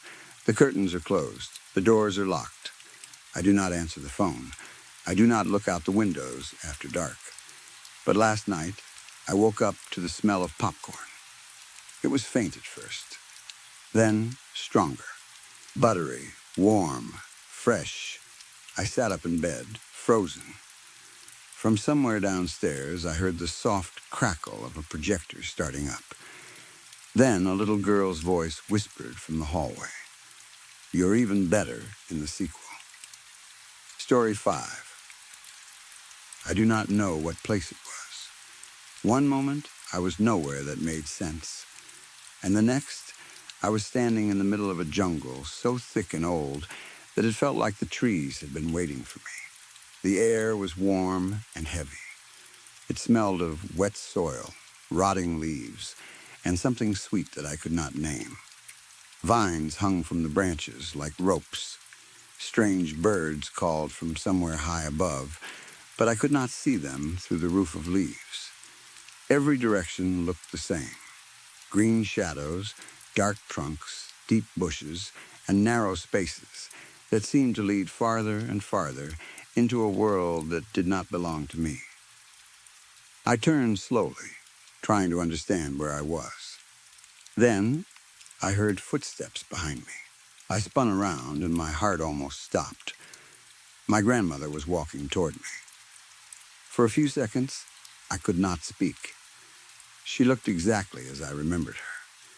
The same soft face, the same tired but kind eyes, the same way of walking like she was never in a hurry, because the whole world would wait for her if she wanted it to. She wore the same simple clothes I used to see her in when I was a child, and her hair was tied back neatly. She looked calm, as if appearing in the middle of a strange jungle was the most normal thing in the world. "Grandmother?" I whispered. She did not answer. She simply walked past me, deeper into the forest. I hurried after her. "Grandmother, what are you doing here? Where are we? Is this heaven?" She still said nothing. The way she ignored my question made me uneasy. I wanted to believe I was dreaming, but everything around me felt too real. The ground was soft beneath my feet. The air stuck to my skin. A mosquito buzzed near my ear. My own breathing sounded loud and nervous. I followed her because I did not know what else to do. As we walked, my eyes moved around the jungle, searching for anything familiar. That was when I saw it. A lizard was clinging to a tree branch above us. At first, I thought it was normal. Small body, rough skin, little claws gripping the bark. Then it shifted, and I saw the back of it. There was another head there. One head faced forward, and another head grew from the other end of its body. Both heads blinked. Both had tiny eyes. Both seemed to notice me at the same time. I stopped walking. A strange feeling passed through me. I knew this creature. Not because I had read about it or seen it in a documentary, but because I had seen one when I was very young. At least I thought I had. It was one of those memories that had become blurry with age. Sometimes I believed it had happened. Other times, I thought maybe I had dreamed it, or maybe my childhood mind had turned a normal lizard into something magical. "Do these really exist?" I shouted, mostly to myself. I mean, I saw them for real when I was a child, but now it feels like a dream. Grandmother did not turn around. "Yes, they exist," she said calmly. Her voice sent a shiver through me. It was the first thing she had said. She kept walking. I ran to catch up with her, but the jungle seemed to grow darker with each step. The trees leaned closer together. The leaves above blocked more of the sky. The air became cooler. The path, if there had ever been one, vanished under thick bushes and twisted roots. Then we entered a wall of bushes, and everything went black. Not dark like night. Black. Complete black. I could not see my hands. I could not see my grandmother. I could not see the trees. The jungle sounds stopped too, as if someone had covered the whole world with a heavy blanket. A voice echoed around us. "Once you go inside, you will not be able to come out." I froze. The words did not come from one direction. They came from everywhere. From the trees, from the ground, from inside my own ears. I felt the hair on my arms rise. "Grandmother?" I whispered. "Should we go ahead?" "Yes," she replied from somewhere in front of me. "Come." She kept walking. I wanted to turn back. Every part of me wanted to run in the opposite direction, but I could not see where the opposite direction was. So I followed the sound of her steps, moving carefully through the dark. Then, something passed in front of me. A pair of legs. Only legs. They moved quickly across the path, running on their own without a body above them. They were dirty, scratched, and moving like they were late for something. I stumbled backward, my breath catching in my throat. Before I could scream, the upper half of a body dragged itself after them. The torso crawled with its hands, pulling itself across the ground. Its face was twisted with panic. Its mouth was open, and it screamed as it went. "Hey, stop! My legs!" "Wait for me." The legs ran ahead. The upper half crawled after them, calling and crying until both disappeared into the darkness. I stood there shaking. Grandmother did not react at all. She waited until the strange, broken man was gone, then said, "Come on." I stared at her, my mind spinning. "That was one of your stories." "Yes," she said. "You told me that story when I was small. I did. How is it here?" "There is no need to be afraid," she said, and started walking again. No need to be afraid. That was easy for her to say. She had told those stories. I had only listened to them as a child, hiding under a blanket, scared and excited at the same time. Back then, her stories had felt safe because they ended when she stopped speaking. The monsters disappeared when the lamp was turned on. The strange creatures stayed in her voice and in my imagination. But now, they were walking beside me. Now, they had legs, hands, teeth, and screams. The ground suddenly trembled. At first, it was a low rumble beneath my feet. Then it grew stronger. Leaves shook. Branches cracked. Birds cried out from the treetops. The earth rolled under me like a living thing. I tried to run, but Grandmother shouted, "Don't run. Stay calm. Come under this tree. It will not fall." I did not understand how she could know that, but her voice was firm. I ran to her and stood close beneath a large tree with a thick trunk. The shaking became violent. All around us, trees groaned and split. The sound was terrible, like bones breaking in every direction. One by one, trunks crashed to the ground, sending dust and leaves into the air. I covered my head and waited for the tree above us to fall too. It did not. When the shaking finally stopped, the jungle was almost unrecognizable. Trees lay broken all around us. Dust filled the air so thickly that I could barely breathe. I coughed and wiped my eyes. Slowly, sunlight began to push through the dust. Golden rays touched our faces and shoulders. Our tree was still standing. It was the only one. I looked at Grandmother. She was brushing leaves from her clothes as if nothing unusual had happened. Then I saw the footprint. It was beside our tree, pressed deep into the wet soil.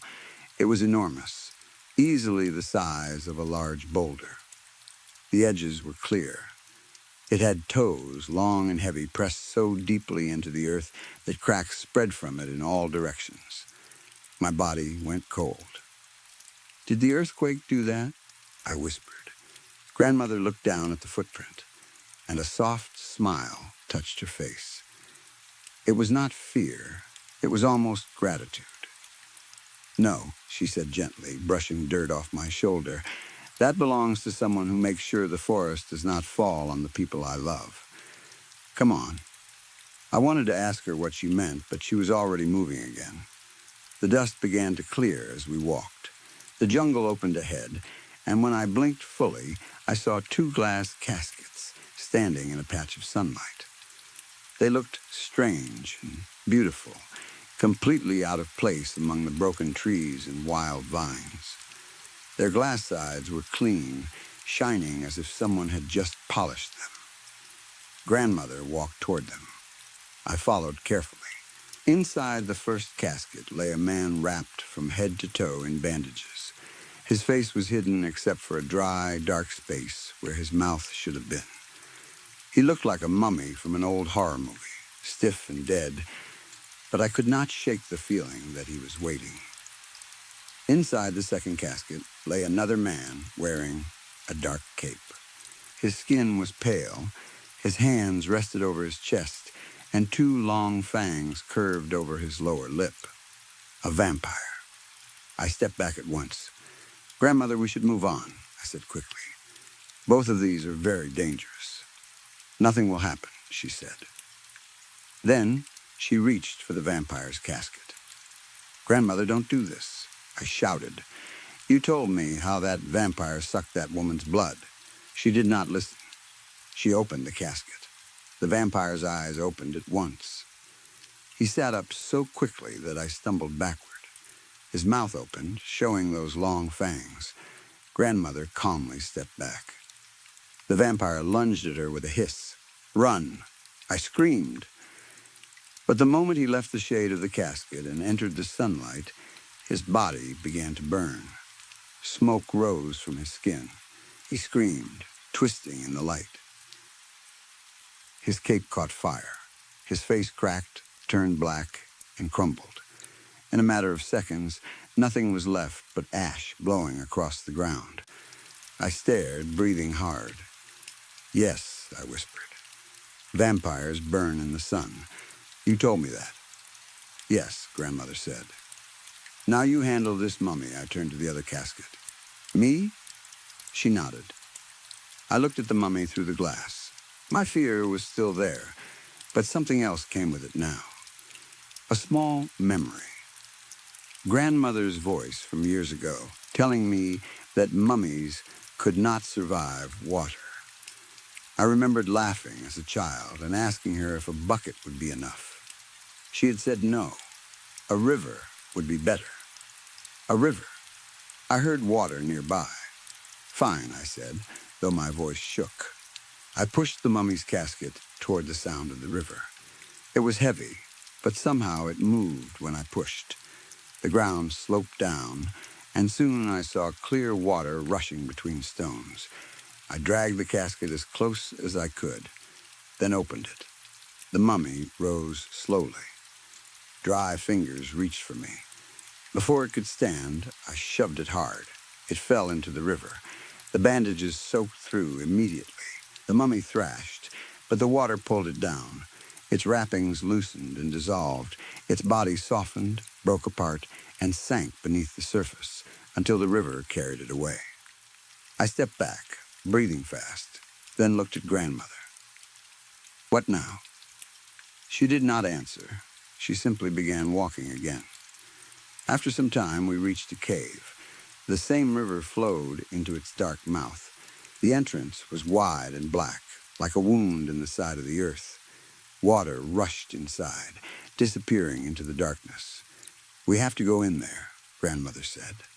I stared into the cave and heard screaming. Not one scream. Many. The sounds echoed from deep inside. Men, women, children. Some sounded afraid. Some sounded angry. Some sounded like they had been screaming for years. I stepped back, my legs trembling. No, I said, I will not go in there. I am afraid of deep places in the dark. Grandmother turned to me sharply. If you do not go in, you will always remain like this. Her voice was louder than I had ever heard it. I shook my head. No, that is not true. Anyway, this is only a dream made from your stories. A dream that does not seem to end. These are my stories, she said, and I want to set you free from them. Before I could answer, the ground shook again, but this time it was not an earthquake. A huge gorilla jumped onto the top of the cave. It landed with so much force that stones fell from the entrance. Its arms were massive, its chest broad, and its eyes deep and dark. I backed away, but then the gorilla turned, and I saw a monkey clinging to its back. The monkey jumped down and stood in front of us, as if this was all very normal.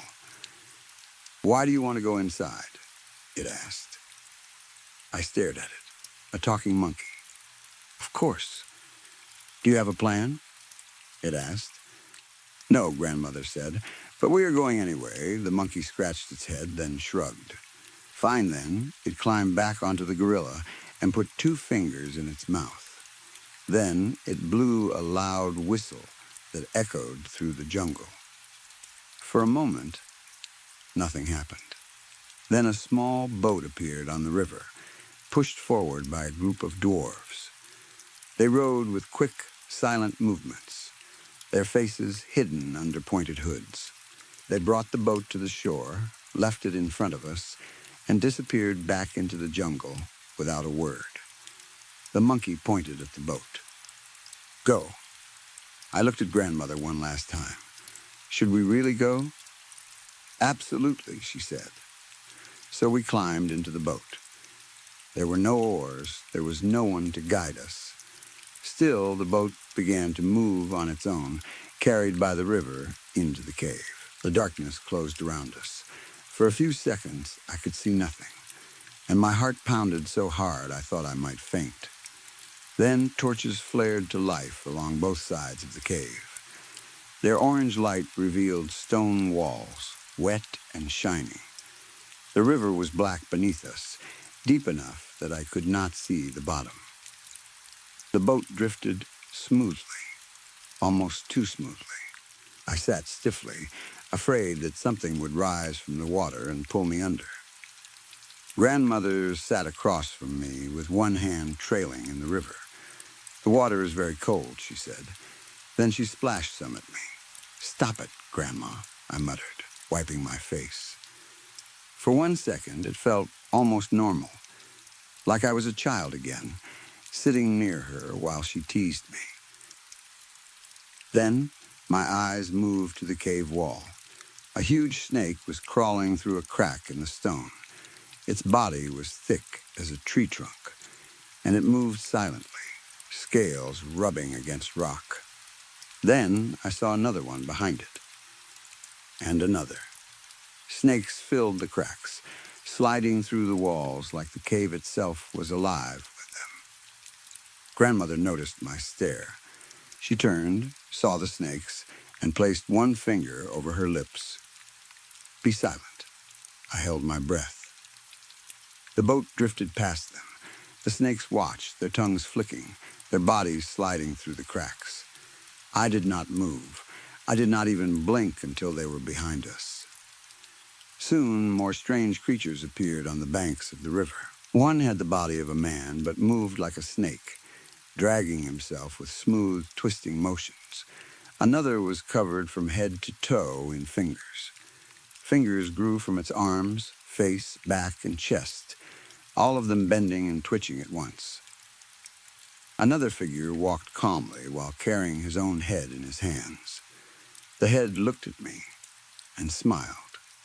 I shut my eyes tight. "Open your eyes," Grandmother said. "They will not touch you. I am afraid to make eye contact," I said, keeping them closed. The boat continued forward. Then I heard crying. My eyes opened at once. The sound was faint, but it cut through everything else. It was not like the strange screams from the cave entrance. This cry was smaller. Human a child crying like he had been hurt and forgotten. "Did you hear that?" Grandmother asked. "Yes," I said. "Should we turn back then?" she asked, almost teasing me. "No," I said. "I have to go to that voice." Grandmother looked at me for a long moment. Then she smiled. "Fine, from here on, you are on your own." Before I could stop her, she jumped into the river. "Grandmother," I shouted, but she swam easily toward the shore. I looked where she was going and saw my grandfather standing there, waiting for her. He looked calm, too, as if he had always been there. Grandmother reached him, and they stood together on the bank. For one brief moment, our eyes met. Then the boat carried me away. The cave began to change. The torchlight faded behind me, and a pale glow appeared ahead. The air warmed. A breeze touched my face. The river carried the boat out of the cave and into sunlight. I reached land. The crying came again. I followed it through a clearing, past tall grass and twisted roots, until I saw them. A group of children surrounded a frail young boy. They were hitting him, pushing him, laughing as he tried to cover his face. His school uniform was torn. Blood ran from his mouth. His hair was messy, and his small shoulders shook as he cried. Something inside me broke. "Hey!" I shouted. "Get away from him!" The children turned to look at me. Before I could reach the boy, a woman stepped in front of me. She wore glasses and held a cane in one hand.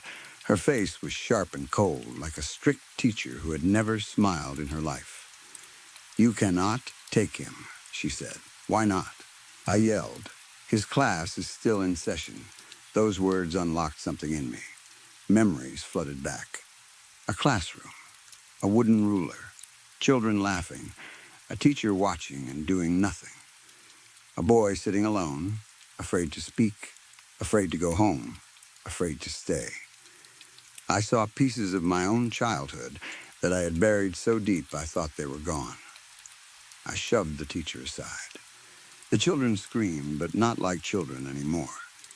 They leaped onto her, crawling over her body, their limbs twisted together, their faces melted into hers, arms, legs, fingers, eyes, and lips fused into one terrible creature. It stood on dozens of uneven limbs, its body made of children and teacher, punishment and fear. "I will not let you take him," it hissed. I stood between it and the boy. Then a roar came from the jungle. The trees shook as a giant emerged. He was enormous, taller than the trees, with heavy feet and hands large enough to crush a cart. He stepped into the clearing, breaking branches as he came. The creature made of children and teacher trembled at the sight of him. I knew him too, another character from grandmother's stories. The giant bent down, grabbed the creature, and lifted it into the air. It screamed with all its mouths. Then the giant opened his own mouth and swallowed it whole. I stood frozen, holding the boy behind me. The giant looked at us. For one moment, I thought he would take us too. But he only turned and disappeared back into the forest. I sat beside the boy. He was shaking. His face was familiar in a way that made my chest ache. "Do not be afraid," I said softly. "I am here." He looked at me with tear-filled eyes. "I came here looking for my mom and dad," he sobbed. My heart sank. I knew then. My parents had died in an accident when I was a child. Their bodies had been found in a river. After that, my grandparents raised me. They gave me food, shelter, love, and stories. So many stories. Stories to distract me. Stories to scare me. Stories to protect me. Stories to help me survive when I could not understand my own grief. The boy in front of me was not a stranger. He was me. I pulled him into my arms and hugged him tightly. "Everything will be okay," I whispered. "I am scared of leaving this jungle," he said. "I know," I replied. "But we cannot stay here forever. What if I cannot go?" "You can," I said. "I will go with you." We returned to the boat together. As it carried us back through the cave, the strange creatures stood on the banks again. The boy began to close his eyes, trembling. I reached into the black river and splashed cold water on him. "Do not close your eyes," I told him. "Look at them. They will not touch you." He opened his eyes slowly. We passed the snake man, the finger-covered creature, and the headless walker. They watched, but they did not come close. The boy held my hand tightly. Ahead, a bright light appeared. It grew larger and larger until it filled the cave. The boat entered it. After that, I do not know what happened. I heard a voice. When I opened my eyes, my wife was standing in front of me. "There you are," she said, breathless and worried. "You're lying here? I have been looking for you." I blinked and looked around. I was near a hill, not far from a walking path. Children were playing nearby, laughing in the afternoon light. The jungle, the river, the cave, and the boy were gone. My clothes were dry. My hands were empty. For a moment, I could still hear the river. Then that too faded. I turned back toward the mountain behind me. The cave entrance was there, or at least I thought it was, a dark opening in the rock. But as I stared, stones shifted and sealed it shut, closing the way forever. Somewhere deep inside the mountain, I thought I heard my grandmother laugh. It was soft, warm, proud. My wife touched my arm. "Are you okay?" I looked at her, then back at the sealed cave. For the first time in many years, the fear inside me felt smaller. Not gone, just smaller. "Yes," I said quietly. "I think I am."